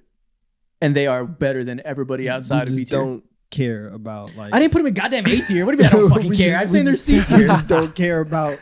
You what are the duos actually do. disrespecting Sean I will Kemp. They made a say- conference I will championship. They say- didn't fucking flop in the first round. I They're will talking like they're bums. For 1 year, like they did it 1 year, And then 100% of the year they were in their prime, they made a conference championship. 1 year, like that's Which that's is why awesome. they're not S tiered. I'm not That's saying they should be that's super awesome. high. I'm so like it's great that they did it for one. If you can't even do it for back-to-back years because one of the guys they couldn't even finish that 1 year because one of them got hurt. So like you have Chris Paul who doesn't make it to the end of year 1. They fall off in year 2, and so it's like for Brown and Tatum, who went to 2 finals, who went to multiple conference championships. Context is key behind that. Exactly. What are you talking about? Because the Houston Rockets were able to do some that year. No one was able to do at all in that era. They came the closest by Who's the third best player? Clint Capella. Shout out! You almost did it. Like I'm so happy for you that like the one. And again, 1 year they went all in and like they did their job. They pushed the work. They gave us great drama. It was amazing. But you did it for 1 year, and the next year you were just a regular team. And then right after that, you had to get rid of Chris Paul because he was so tired of playing with James Harden. These other teams have built stuff and have accomplished way more than what Paul and Harden did. And so I don't think that they should be above them. I think like at a certain point, you do have to respect what duos accomplish together. And first of all, we're just not doing that. And so it's like it's okay. I understand. I mean, it's not okay, but like we're just gonna keep it moving. So you want to put them in deep? Yes, I would like to put them in deep. But that's clearly not going to happen because I'm outvoted 3-1. I'm just saying the way that we are approaching it with certain people is not. It's not correct. Larry Bird and Kevin McHale. Exactly, and now we're just gonna move on. Okay, hold on. The last thing I'll say. It's not just. Like, obviously, 2018 is their peak season, 65 wins, one of the great offenses, had a legitimate chance to beat the Warriors. 2019, like, yeah, they were a little banged up. Chris Paul wasn't the same. They were still pretty clearly the second best team in the West, and, like, they still played a really good series against the Warriors, and that's the best Harden's ever played against the Warriors, and, like, that was an intense 6. So, I don't know, man. I think that they earn C. Anyways, now we can move on to the Whites. Larry Bird and Kevin McHale. S tier. No. Go ahead. All right. It's either S or A. Do we feel like I don't think I have a hard time with Kevin McHale comparisons, like in history. Like he's obviously super accomplished and is like one of the greatest power forwards of all time. In the same way that like Manu Ginobili is one of the best shooting guards of all time because like part of that team. But I have a hard time comparing him as a second best player in a duo to like some of these other ones. That I don't know. He was amazing though. Between S and A, like he's amazing, but I don't know where that line is for them. If you look at the mid-'80s, like when he really reached his peak, he has some ridiculous playoff runs, like the 85 to 87 range. He's averaging or 88 to like 25 plus really efficiently, and he was a really good defender. I don't think they're S tier. They probably should be S then. If Steph and Draymond aren't S, I don't know, man. I think they're A. I guess if that's they are comparable. I agree with that. If you guys are gonna put Steph and Draymond in A, then Bird and McHale should be in A too by that logic. Okay, yeah, they're pretty similar in that like they're the anchors. Well, actually, because they're not even the anchors. Like it was a very well-rounded team. I feel like Draymond is more the like he is the defense, but I don't know. I mean, Kevin McHale, he's great. Yeah, he was Scottie like Pippen and Michael Jordan, top 10 player. S tier. S. We'll have to discuss that. That's the big three that I think are the S tier. Those three are solidified, the greatest 3 duos of all time. Top 10 players of all time. I mean, top 10 players in the league at the same time. Top 30 players of all time. In certain years, some of them are best players in the world. In certain years, their duo was the best player in the world, or top 5 in Scottie Pippen's case. Clear cut. Now, LeBron James and Dwayne Wade. S tier. That's a hard one because talent-wise, like, yeah, they're like, you could say a top 4 talented duo, but deteriorated really fast. The fit wasn't great either, which I think matters a lot. Like as a duo, they made it work because they're so talented, but we never really saw the synergy that strong outside of, I guess, 2013. They really got it together. LeBron's off-ball game was insane. So there was a flash of that, but it wasn't nearly as complimentary as like Steph and Draymond. And the winning wasn't quite as high because the longevity wasn't there. And, that kind of separates S and A, I think. I think they're top of B, bro. Am I crazy for that? I just think top of B. Yeah, that's crazy. 2011 D Wade was amazing. He was a top 5 player. And then the injuries really piled up and he took a pretty significant step back for the next 3 years. He also had a third star. He was good enough in 12 to where it was okay. Like that's the last one that you can say. 13 and 14 are really the ones where it's like he's on the pitch count. He's on they're low managing him for real. So if half of the time that you are not there, you it's not up to par. Like that's what I think keeps them out of S. Yeah. But okay. They get together and again also shout out Chris Bosh. Obviously there's other people on the team, but they get to 4 straight finals. They win back to back, which outside of. Yeah, before the Warriors, they were the last team to go back to back. So I think they should be A. Yeah, I think A makes sense too. You're Like right. we have AD and LeBron there from one great year together. Yeah. Let's call it 2 great years together with Dwayne Wade. Both the peak talents are just so high that I think the argument's probably the same for them both to be A tier. You're right. I agree. I think they're low A tier. I've been moved. Damn, one team in B tier. They released, but that makes sense though, because KD and Russ really stand alone as a unique duo of talent that was like A tier talent, but doesn't have the resume to be there. Like them being standalone doesn't surprise me. Yeah, they have something that every single team that on this list does not have, but also like strength wise, but also weakness wise too. What do they have that other people don't have? They're star studded, but also on top of that too, they didn't get it, were able to get it done like the guys in S or A tier. But then when it comes to C tier, again, when it comes to what other teams don't have, Chris Paul, shout out to Chris Paul, shout out to Paul Pierce, shout out to Chris Middleton, shout out to who's that over there at C tier? Who's the last team? Jamal Murray. Jamal Murray. They're not fucking with Russell Westbrook. Well, Chris Paul is. Chris Paul is better. But yeah, but other than when that. it comes to the Chris Paul stuff too, that's just like longevity. That's what separates that duo. No, I'm taking 18 Chris Paul over 15 Russ. But it's close. No, I think Mo's saying like the body of work, right? Of what Russ Yeah, and KD just having way more years in OKC. Carmelo Anthony and Allen Iverson. I mean, D. it's tough, but like, Do you put them in F yeah, or just off the we list? put them in general? F. They never made the finals. Like, They had 1 year together, but they both averaged 25. Nice. Great year. Allen Yeah. Iverson had it one more time. and that's not even the duo that you would point like talent wise, yes, but like the more accomplished duo was him and Chauncey. Yeah, for real. So it's like, that's a yeah, great we got to point. go F. No, I I just wanna agree. put 'em on That there. 09 You team, gotta Chauncey was balling that year. But yeah, I think they're F. Yeah, Steve Nash and Amari Stoudemire. yeah. See? I mean, Steve Nash was an MVP. Hell no. I think I'm D. sorry. He's significantly worse than like Chris Paul as the second option, that being Amari. And Steve Nash problem isn't like.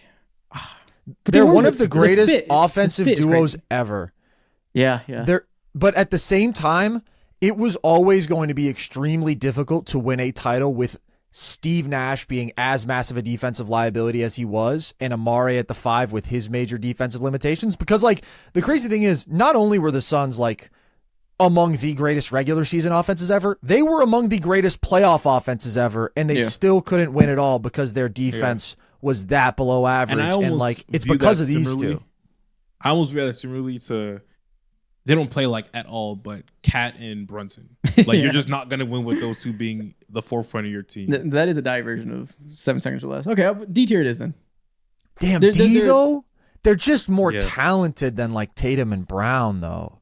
Yeah, but they're also less talented than Harden and Chris Paul. Less talented than Yeah. like Steve Nash is great, but his peak I wouldn't quite consider it to be with Jamal Murray and Giannis. I think it's like just below that. I guess 08 KG But is a good debate. Amari's better like than a Middleton or a Murray by a decent amount. Obviously, Nash is not Giannis. Or I'm very Jokic, anti but- fives that hurt your defense. So I don't like. To me, it's like a wash because I'm very against fives that sink your defense. If 08's better than you guys, me personally, I don't want to put the Celtics down to D. The 08. Yeah, me personally, I don't want to do that. Dude, every time we do any type of list, you hate the 08 Celtics. I don't hate You them on don't. purpose. I mean, you don't like them. They bring it upon themselves. You certainly don't respect them. They've actually been quiet for a minute. I know they shut up a little bit, You say that, wait until next week. They but got okay, some that's for our you. tier mean, list. And It's been. I think we got it's been like. Go for it. I was just gonna say it's been like 3 weeks since Paul Pierce was declaring himself the greatest scorer of all time, so they haven't really been quiet for that long. You're right. Never mind. That was more about him than 08 though. Yeah. Next thing we're gonna do, I'm gonna show you guys some NBA players' career points per game. I want you to guess who the player is. We're getting into our trivia bag. We have the trivia king with us. Let's see who carries. Carson, do not let me down. Please. I'm so sorry about earlier. I'm ready to lock in now. Okay. First off, whose first 5 years of their career is this? This is Trae Young. 19. Trae Young. Holy guarantee. fuck. That was. Jesus. You didn't even look at it. Yes, it's Trae Young. Jesus. Now I'm locked This guy's in. an Now I'm locked animal. in. that's fucking here. That's one of the most impressive things I've ever. Hell yeah. Bro, I didn't even get a chance to read the first numbers. Hell yeah. Sorry. Okay. Sorry. I Player got 2. excited. Who is this? 7 First 5 points. years of their career once again. Started off slow. This is Giannis. This is not Giannis. Solid guess though. Oh. Started off slow, and by year 5, they were one of the best scorers in the league. Embiid? Not Embiid. Nah. It took 7 points and beat. Nah, he rolled into like 19, 20. 7 points. I mean, but they're starting from the bottom. Yeah, starting off with either they suck or they don't have a big role, something of the sort. Is Nikola Jokic? Not Nikola Jokic. Not even close to Nikola Jokic, actually. I would think complete opposite type of player. Kobe? Wow. This is Kobe Bryant. Oh, yeah. Great call. Great call. Yeah. Started off as a bench player. By year 5, he's the yeah. man winning championships. I've looked at these stats players. Damn, you're so right. Let's go. Who is this? Player number 3. This is year 16 through 20. Tyreek Evans. Tyreek Evans. Year I 16. I saw the numbers going down. I didn't look at years. 16 through 20. Evans. Damn, Tyreek Evans top heavy on mine. Okay, we got to think about dudes who played that long at all. Like Exactly. Chris Paul? This isn't. Nope. Dirk? Nope. This isn't Vince. Kareem? I don't Nope. think. I don't think it's Vince is a Robert good guess. Parrish. Robert By year Parrish, but, 16, 17, like to be year 16 through 18 is still a solid score. Kind of rare. Yeah, that is pretty rare, but it's not the bad. Is that It's not Tim the Duncan? bad man. Not Tim Duncan, but you're close. You're very close. You should get it now. KG? Kevin Garnett. Nice. Yeah. Yep, he played 21 seasons. This is up until the makes second to sense. last one. No. Makes sense. I didn't say no. You know why he was there. Yeah, They needed that's it true, too. that's true. Listen, you got 2 out of 3 so far. So far, Donovan's beating Carson. He got that paper. Yeah. Fuck. I gotta lock in. Next up, whose first 10 years is this? Oh my goodness. Yeah. Oh wait, no. Never mind. Let me chill. First 10 years. So they start off 3 points per game as a rookie. Going from 3 They're to- not a factor as a scorer until year 5. But then from But year then 5 just to mad 10, consistent. yeah. Once they hit their stride, they hit their stride. This Wow. Four years of this development. is Steve Nash. This is Steve Nash. Wow, this is Steve Nash. Man. How'd you get Let's that? go. God damn. I recognize the exact numbers for like the 05 he averaged 15.5 and 06 he averaged 18.8 because he had to ramp up his scoring volume that year, of course, because Amari was hurt. And he was a very Logic. slow starter. Nice. Logic Give her wins context now. Okay. Yeah, all the okay, time. okay. Trying to flex. Dude, they just be looking at numbers. I'm like, just kid. Whose first 10 years is this? Oh wow. Why would you put him on a goddamn list, man? Who is this? Cracks 10 points per game once. 2.2, 2.5. PJ Tucker. Not PJ Tucker. I suppose it's not, a bad guess. Not a bad guess. Not a bad guess. 10 years. 1 year. 10.1 Patrick points. Beverly. Nope. Keep thinking. That's actually that's a pretty good. That's a good guess too. They had 1 year where they just popped, exploded for 10 points a Yeah, game. whoa. Career year. So, oh my god. This player was on contending teams. So, he wasn't a high usage player because he's on good teams. But was a Oh no! Is this like Jared Dudley? not Jared Dudley. You're thinking about that one Brooklyn year. Or like That was like your fucking 60. like for Derek Jared Dudley. Fisher or something? Not Derek Fisher, but you're thinking along the right lines of type of role These players. all feel like good guesses. Okay. You got one more guess before I give it up because I don't think you get this one. Goddamn. I don't think you guys Is have. this? Kendrick Is this? Perkins. Nah, this isn't Bruce. You guys don't Bowen, have the is ball it? knowledge to get this one. This is someone disgusting. Like, let's get real nasty as possible. Carson, I need you to lock that ultimate I animal in know. you right now. I will. Unleash Okay. the Tiger. 10 years? They were on contending teams? Yes. I gotta Yeah. let them. He has a ring. I'll give you that. He has a ring. Ooh. He made a finals with 2 teams. Ooh. 3 teams. Oh. Multiple Oh, chips. hold up. Won. Is this No, won twice. Say his no, name. made the finals with 3 teams. I was gonna say Damn. JaVale McGee, but You're close. Nah. You're very close. Oh my goodness. This is Kendrick Perkins. How? I said he Oh, averaged God damn 10 in a year? Yep. In his 7th year in the league, Wow. averaged 10.1 points. I should have stuck with my Oh, guns he to was Kendrick. balling. He was hooping. I didn't think he would get to 10. Whose Damn. first 5 years is this? That is Joel Joel Embiid, Embiid. for sure. Yep. Yeah. Instant pull. That is Joel Embiid. Yeah. You see 2 missed years and then an immediate bucket. Yeah, roll into 20. This is what I said earlier. Joel Embiid. yeah. Whose first 5 years is this? 14. 13, 17, 16, 15.9, 23.1. They're solid for 4 years, then have a 5th year leap where they really jump into being like Victor oh, Oladipo. wow, this is Victor Wow. Oladipo. Great Yeah. pull, dude. He is the when I think about breakout that's year, good. what an MIP is, something that whenever I argue what MIP is, he's the definition of that. Literally. Solid, cooked. and then makes that leap at age 26 or whatever. Yeah. Good pull. Whose first 5 years are these? Started This might out be Tyreek. Jabbar. no. That's too big a number. 20.1. Rookies to average 20. And they go downhill a little bit every single year Damn. from there. There's no way it's this dude. Shout out Bill Cartwright though. He had a big ass rookie. You know, goddamn well, I ain't pulling Bill Cartwright. Just thought it kind of makes sense. I haven't thought about Bill Cartwright in years. Wow. 20 points. Guys first who season. average 20 in the Is- rookie year. That's a lot of points, Tyreek. man. And then- Tyreek didn't get to 20. I'm trying to think about dudes who had big rookies. He did. This is Tyreek Evans. Oh, really? Oh. Okay. Nice. Tyreek I said that Evans. earlier. Damn it. You didn't. You said you thought out names, but not guessing them. Yeah, no, I threw that one out with conviction. You were like, "Is it Tyreek?" You were like talking amongst yourselves. Nah, man. That is Tyreek Evans. You did know it though. Hell yeah. Whose year 13 through 17 is this? This is Kevin Durant. This is Kevin Durant. Jesus Christ. Can only be a dude. couple guys. He's still kicking it. disgusting. Stupid. What do you mean 27, 27, 29? So Bro, what are insane. we talking about? 29 29. in year 15. Be is normal. ridiculous. Just stop Damn. getting so many buckets. Fuck. Yeah. Post Achilles, bro. Jesus. Wow. He's unbelievable. What a Doesn't make god. No damn sense. Whose first 10 years are these? All right, so you start out with 5 points. Once again, explode for 10.8 points per game. Draymond Green. Nope. Not 2 points. Is so 3 years in a disrespectful. row scoring 10 points. It's pretty good. It's not That's a Joakim prime. Noah, is it? I think Joakim No, it's not Noah's Joakim Noah. peak season was a I would little say it's higher the than this. opposite of Joakim Noah as a player. Oh, So Joakim is like, so it's like a guard. yeah, a guard or something. Pat Bev, Not Pat Bev, but you're closer. Getting warmer. Ricky Rubio. Not Ricky Rubio. Keep going more That's extreme not in your bad. pick. Rondo? Is this Rondo? No, Yeah. more extreme. You're getting closer. You're sniffing it out. Just get more and more dramatized. More dramatized. Yep. The most extreme version of the archetype you're thinking of. Jason Williams? More extreme. Jason Williams. Wow. The most How did it get more extreme player extreme? in this way that's ever existed. This is Bugsy Mark- Bogues. Oh, yeah, that I makes was sense. gonna- Damn. Never Yeah. gonna guess. Yeah. You can't Damn. get more extreme than 5'3". I don't know what you're talking I was- about. yeah, I was Those led never us to the gonna wall. You're letting us That's a good astray, one. man. You're letting us out to die. You're picking small players. I'm like, get Yeah. smaller. Wow. Okay. Whose first 10 years is this? Jesus, man. Ooh, scored 30 though. It's 30 in year 7, after 23 in year 6. This is Dwayne Wade. This is not Dwayne Wade. What? Melo. Oh, Not Wait, damn no, sure. hell no, no. no, because Melo averaged. I think this was Melo. How I many saw times did the Melo average 30? 30.1. He had. I don't he think- had, Melo like, never averaged 30. Yeah, I No. don't think so. when they. How I think his close career high it was to 30? 28.7. He had When he 28.7 came in back 2013. from the Olympics. Yeah. When Then they you came shouldn't have back threes from to average 30. Yeah. Mm. Okay. Who is this? Let me see. I'll say this one's not hard. T-Mac?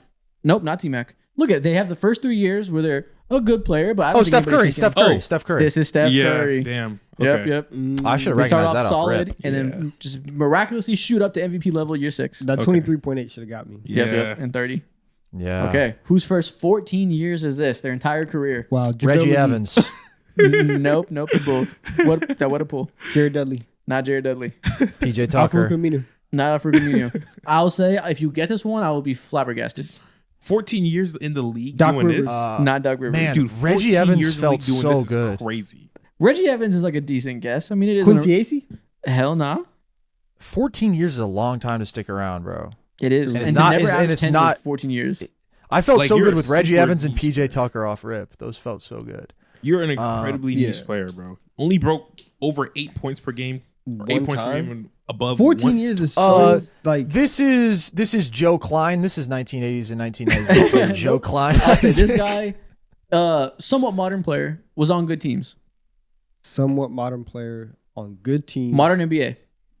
Okay, so Pat It's- Bev is not this bad. If only Kevon Looney had played 14 years, this could be his. resume. You know, it's a similar story to that, I think, Not in terms of Kevon like why Looney. he's on the team. Some guy who's just around, stable guy in the locker room. Yeah. Nick Collinson. No. I like Flip it Collinson. and reverse it, and you're real close. Flip it. It's probably black. So a black guard. guys. Come on, yeah. So, it's I was not like, making it all He's about a race. black Nick oh, Collison. is this Taj Gibson? No, Fuck. this is James Such a good Jones. Oh damn! The Oh LeBron yeah, I'm not version. thinking about James Jones off the top of my head, man. I was like kind of close to Nick Collison. I see what Yeah. you're cooking. Okay. Solid showing though. You guys got more than you missed, I think. Solid. Damn, I want to keep doing that for the rest of my life. That was fun. This is why we keep you locked away. For the rest of my life. Okay, but we're gonna stick on the topic of trivia. I'm Okay. gonna show you guys 10 Michael Jordan trivia questions, ranging from easy to difficult to niche, all over the place. We're gonna see which one you guys can get the most. There's Okay. 10 of them. One of you guys has to get 4 or more. First to 4. Okay. So one of you guys will win knowing the most about Michael Jordan. All right. So we'll start off Let's easy. go. Michael Jordan wore numbers 23 and 45 in a game, but he also wore a third number on an NBA court. What number is that? 12. There you go. Yeah. Bonus points if you can tell me how many points he scored in that game. I have no idea. Carson, you know how many points he scored in that game? 40 something. I'm gonna say 17. Carson, you have an exact number? 47. 49. Damn. You're real close. Yes, he won number 12 one time when somebody stole his jersey and he had to put on some random bullshit. Yeah, that's funny. Okay, so we're starting off with the layup. We'll see who can get that one. You got it. 1 point to Donovan. Number 2. In one season, Jordan played point guard for a month and recorded 10 triple doubles in 11 games. What season was that? 1991. 1987. Mo got it. It's 89. Nice. Look at you. Okay, look at you. That's the 32. Yeah, that's the 32 That's his 8 year. Good work. Yeah, good work. I'm surprised that's the one you got. Like that's such a niche one.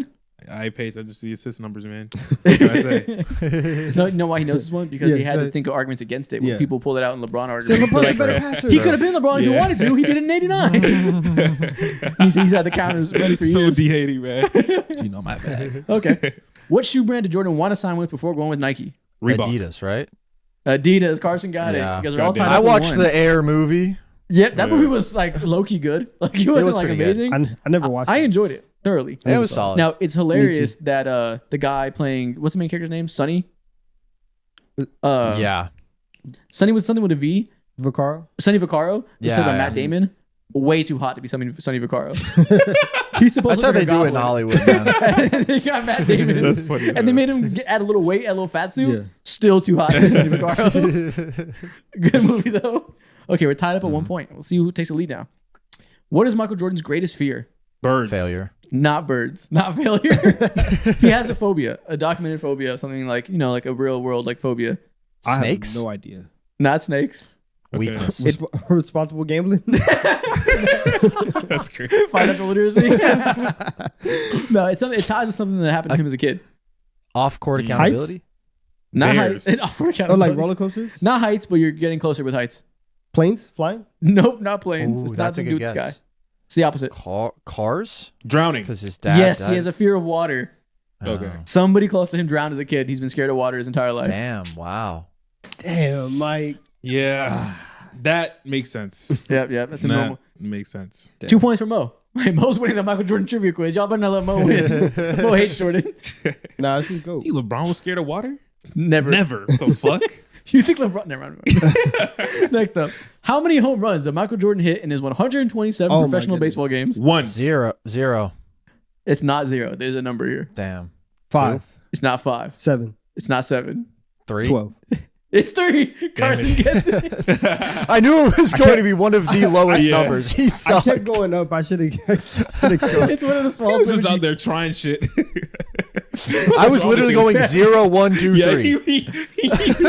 Yeah, I don't know. He might as well have said 1, 2, 3, 4, 5. I was about No, to, but I but- was like, let me have I some knew- decorum in this Yeah. trivia game. I was not going above 4, bro. I was like, no way. His numbers is, were awful. One of the smallest Keeps it numbers you into can win. say without saying 0. Yeah. Yeah, I'm surprised. He only had a 220 batting average for his career, but 3 home runs. Monster. Listen, that 220. That's how they have him. That's how they train him now. You good with the 220? The problem Yeah, is you're not good with the 3 homers. Yeah. You're not good with 220 and double A. Like he wasn't exactly high competition. It's Birmingham. Can you spot Birmingham on a map? I think so. I think if you show me Alabama, I think I can because I'm not from Okay, there, yeah, but yeah. right next door. Okay, I know. Carson can't. It's Francisco boy. in. Which part of Alabama is it in? it's East. North Alabama, right? North Alabama. That's what I said. Yeah. it's Yeah, North yeah, Alabama. something like Yeah, that. yeah. Yeah. Something Because like that. Montgomery's east, maybe. What age did Michael Jordan go bald? 28. I was about to 28. say 28. Fuck. 29? 26, Not 26. 25. 25. He just This is not right, bro. We need to limit how many answers we're allowed to get, bro. He's literally there for you. He just wants to win so badly. You don't care how you do it. Dirty or right, I bro. don't. Well, no. The first time I like smacked the table because I was Volume like, merchant. That's what he is. God I damn it, smacked bro. That's Russell Westbrook. Let me I not smacked ever hear the you chair. complain about no volume first of scores all- in your life. First of all, ever. First of all, I smacked the chair because I was trying to buzz in, and then the next question I was going to do that, and you yelled out the answer. So once you did that, I'm like, okay, I can just say whatever. So it's not my fault. You're a repeat offender. That's and what I'll do it again. You do whatever it takes to type of man you are. I see. I promise. He you. went bald at 25, 5th year of his career. LeBron didn't even go ball at 25. Yes, he did. He just went unballed. No, he did not. He did not. He was going ball at 25. He just went unballed. If LeBron had shame, he would have went ball at 25. True. MJ's bald head was clean though. He had a clean. He's got like the best bald head out because he owned it. Or he had no choice but to.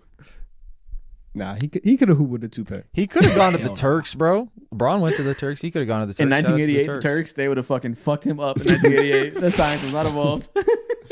They would have ruined his life. And they would have said someday 2-2. Shengun. How many points did Jordan score in Space Jam against the Monstars? 129. Nope. Have in no their clue. final game. 98. You guys are way too high right now. 45. You're very 65. close. 49. Nope. 47. Somebody else gets numbers so he can stop spamming. 44. 40. 43. 25. 42. 50. 41. Not 42, not 43. 47. 49. 41. 40. 52. 39. 53. 35. It's in the 40s. The only one nobody said, I think. 44. 46. 44. 46. Oh, fuck. You Did I not say that? You watch Damn. it. Mouth. Stay away from me. I think Donovan might say 44 when he mumbled it while you talked, so I wasn't sure. Man, Yep. No. He scored 44 points against the Monstars in the final game. Watch yourself. He didn't even Don't go start off outside like after that. this pod. 100% from the field, 22 shots, 18 were dunks. He had the Bill Walton national championship game. That's Bill crazy. Walton went you know 20 that. for 21. Yeah, he had 40. Damn. Well, Michael Jordan didn't miss. How about that? Nah, true. He's bad. Michael Jordan famously punched Steve Kerr in the face. He's also confirmed to have punched another teammate, Scott Burrow. not Scott Burrow. He hated Judd Bushler. He hated those lame white guys. Nope. Harper? It is a white guy.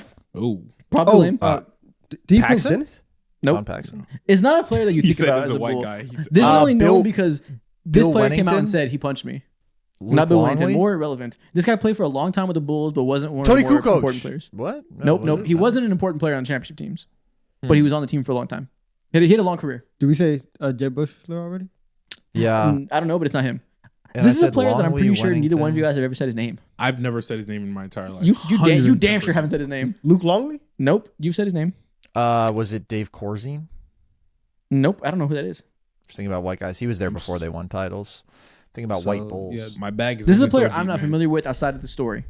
Yeah, You guys are currently tied at 2 questions each, right? No, I have 3. Oh, you have 3. You broke Yeah. out. This one might be I don't think anybody's gonna get this one. This might be I'll definitely know who it is. I'm just trying, but I can't think of white dudes. I'm thinking Randy Brown. Maybe he's not white. Maybe I don't know. Actually, I'm assuming by his name. Maybe he's not white because I've just read it. Is it Dickie Simpkins? What the fuck? No. Okay, that's an Is it a actual real person, man? I'm Yeah. yeah. I don't know. Yeah. This Corey is Will Blunt. Purdue. Fuck! I should have gone to Will. I'm He is upset. white. I'm upset. He said he was setting hard screens in a practice, and Jordan said, "Do that shit again, you'll pay for it." He did it again, and he gave him a black eye. He was on the team plane the next day with the shiner. Apparently, Michael Jordan did apologize in the team plane, though.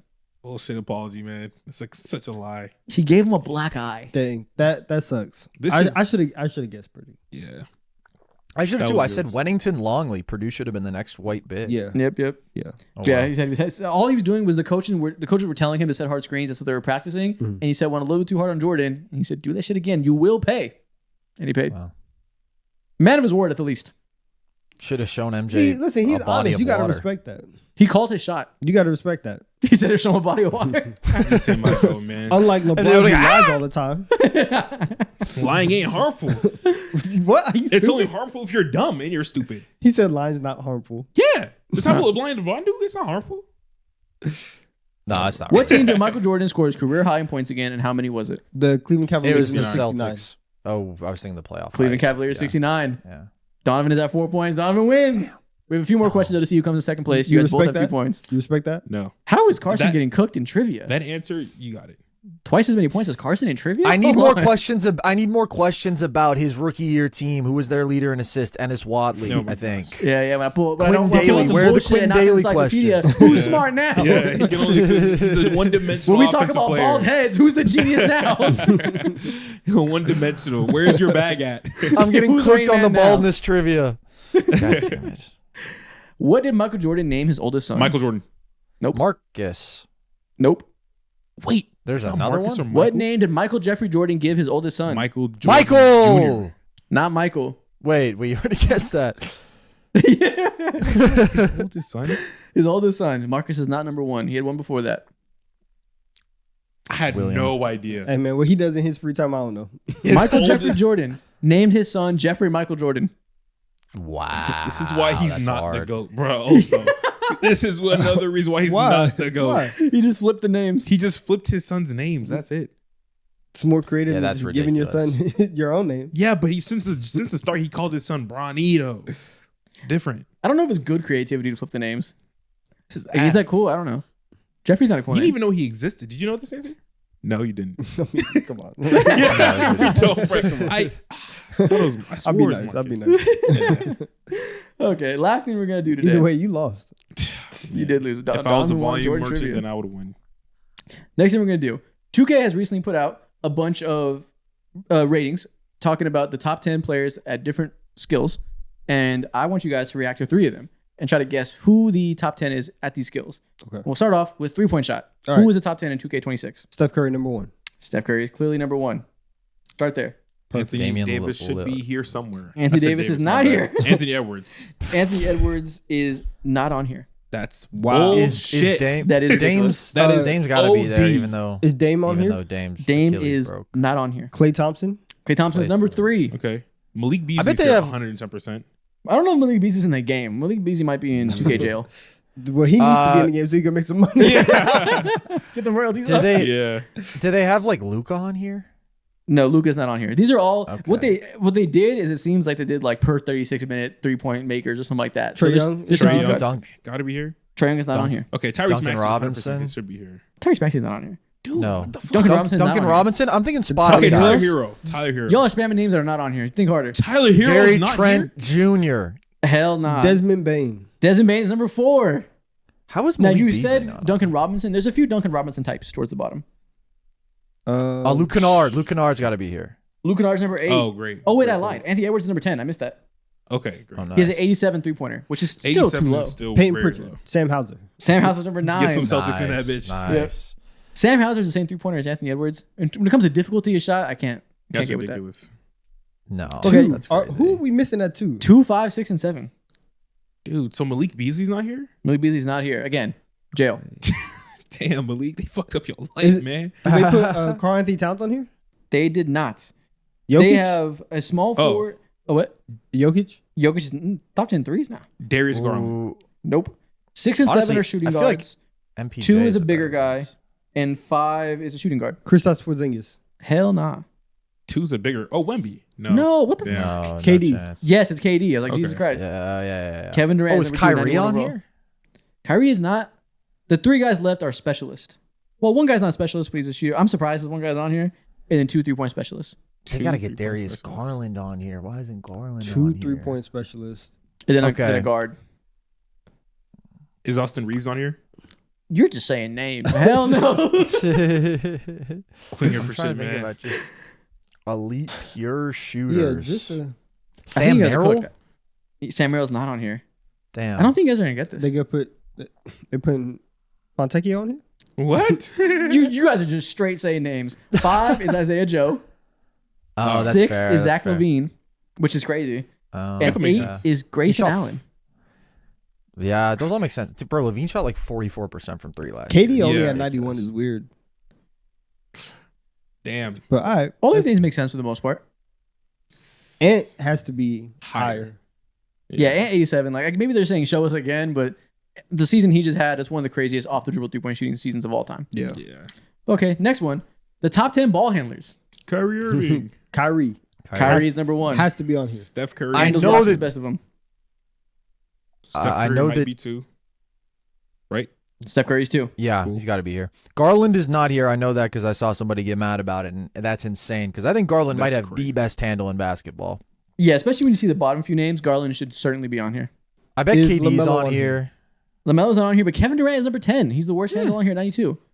Trey Young's here. Trae Young's number 4. Jalen Nice. Brunson. KD at 10, like, okay, for his size, sure. Yeah. Shay's got to be on here, right? Yeah, he is 100% on here. For Shay's sure. number 5. Honestly, too Luka? low. Too low. They put Luka on here? They did put Luka on here, which is kind of weird to me. I feel like Garland has a better handle than Luka. Definitely. Luka's at crazy. 8. 95 overall handle. Garland's handle's crazy, bro. The Hezzies. All right, oh who my. else would be on here? Would they put D Mitch on here? They did not put That's a D-Mitch. good guess. That's a good guess. Tyrese Halliburton. Tyrese Halliburton is not on here. The rest Okay, of them are that's not point crazy. guards and then one shooting guard left. No Tyrese guards. Halliburton's not that not that crazy. Number 3, I think you guys should be able to get number 3. You see Maybe Trae Young, Maxey? Curry there. Like, Maxey's not on here. No Maxey, no Darius Garland. But I think number 3 is like a similar mold. James Harden. James Harden is on here. James Harden that is makes number sense. 7. Yeah. So he you saying deserves that. similar? I'm thinking either like Dame or Chris Paul. No Dame, no Chris Paul. They don't Cade Cunningham. They wouldn't have Hell Fox no. on it. Top 10 handle? Fuck no. I'm clicking on the shit, man. Number Shit, 3, man. Who's number 3? Who flashy number ball handler. You guys should know number 3. 3? Flashy ball handler. Yeah. Oh yeah, Karis LeVert. Stones, man. Stones.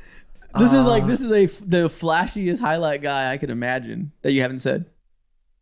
Wow, I'm really blanking right here. Kyrie. This guy's just like a ball handling merchant. Yeah, like this guy is He's the modern flashy. J. Cross. He lives on House of Highlights. Lives on HOH. Okay. Number 3 is John Morant. Oh, That's that makes a ton of stupid. sense. I'll still give you guys a chance for 6 and 9. I get John's it. handle is But crazy. 6 and 9. Some older, like veteran, but not old yet, but middle of their career guards. Okay. And it's not Brunson. It is No Brunson. demons. Brunson's 6. Oh, I said Okay. him. Oh, I said him earlier. Okay. Okay. Oh, I didn't hear you. Nice. Okay, yeah, Brunson's number 6. Nice. Number nice, 9, nice. one more. Number 9 is a shooting guard. I'm surprised to see him this high, but I don't hate it. Devin Booker. Devin Booker That is number doesn't 9. make sense. That doesn't make any sense. Yeah, that doesn't make sense. I mean, he has a good handle. I don't know if I'd say. I mean, 93. Wait, was he Compared to the guys off this There list, should Was be he more guys on here? above 93. over Donovan Mitchell though? He was on here. yeah, He was. Yeah, That's Donovan got a crazy. better handle. Donovan has a Yeah. flashier handle, but Booker is a very good tight handle. I don't think that's insane. It's very Good, functional, but- but it's not top 10. Yeah. Yeah, It's like KD. when it comes to be able to navigate and having that ability to do so, Donovan Yeah. has that way more than I don't think Devin. Booker having a 93 handle rating is crazy, but like Garland should have a 96. Yeah. There should be other guys higher. They got stingy. Okay. Yeah. Top 10 in driving dunk. is your bag. All right. What is his bag? Yeah. I don't know, but John Morant, John Morant is number 2. Giannis. Anthony Edwards. Anthony Edwards is number 1. Ooh, It makes what? no sense that Ant What? has a 10 higher dunk than he does 3. What? That is Yeah, just that's like crazy. the idea of Anthony Edwards. He's a better shooter now. Okay. Zion. He is. Zion is number 10. Giannis is Ant here is an somewhere. insane dunker though. He is an insane dunker, but like the 3 should be closer. Like Is his Giannis on dunks this are list? crazier, more so than he doesn't dunk a ton, but when he does, like his ability to posterize people. Yeah, yeah. His nuts. posters per dunk Yeah, statistic exactly, through the roof. Exactly. I guess the tendencies are just like slid back for you. Amen. Yeah. And Is Amen on here? Amen is number 4. 96 driving dunk. Jalen Green. Giannis is 3. Giannis is not on this list. What the Wow. fuck? Well, they can't give Giannis a crazy driving dunk rating because he's 7 feet tall. So if he had a 99 driving dunk, he'd be impossible to defend. He is impossible to defend. Yeah, no. Wait, then again, Giannis doesn't dunk as much as he used to. He lays up way more than he did back in like 2019. I'm trying to figure should we how go much this with, is like. Levine. Levine is Yes, number good 8. guess. I'm trying to figure out how much is like flair versus function. You know, like how much There's is a this few- your there's a couple flashy of both. dunker? Okay. Okay. Aaron Gordon. Aaron Gordon's number 9, Nice. Good call. who's a call. good mix of flair and function. Good Yeah. call. So we got 3, 5, 6, and 7. 3 is function. Right. 5 is flash. Jalen Johnson. Jalen Johnson's 3. Okay. Function. Let's go. Yeah, Yeah. well, Cool. dunk with one hand on a fast break. Okay. 5, 6, and 7. 3 radically different players. One's an all-star, one's a role player, one's a dunk merchant. Okay. All stars. Mac McClung. D Mitch. Not Mac McClung, not D. Mitch. No D Mitch. No That's D. whack. Mitch. That's a good guess. That's a good guess. Is LeBron on here? Hell no. Dude, you damn. get Tatum. I'm thinking about 2K, man. Tatum or Brown. Brown, yes. Jalen Brown's number 6. Okay. Okay, makes sense. That's LeBron's fair, absurd. that's fair. It's 2K's absurd, man. True. You still want him to be a 99. No, I know, man. This is 2K brand. It's all by the side. I'm trying to win. 5 and 7 left. These are Stephon guards? Castle. Who's the That's role kind of a player? crazy guess. Not Castle. Who's 7 is a role role player, forward. Obi 5 Toppin. Nope. What the fuck? Small forward. Not Maybe a that bad combo guess. 2, 3. Small Small forward. forward. And 5 is a young player, flashy dunk merchant at this point of his development. Shaden Sharp. This is Shaden Sharp at number 5. Oh, Nice. and then Nice. the last one got to be Derek Jones Jr. Yes, it's Derek Jones Jr. Okay. Okay, you guys performance. effectively tackled that one. And that's the end of this episode. If people are still here, Carson, what do you want them to comment? Man, I hope that they just comment about equality and us not having a race war. A lot of things were said today that could provoke a race war in the comments. I think it's better if we don't. I do want to apologize. T3 episode. I want to apologize as the white guy on the pod for failing so badly during the white guy draft, but I will do better next time.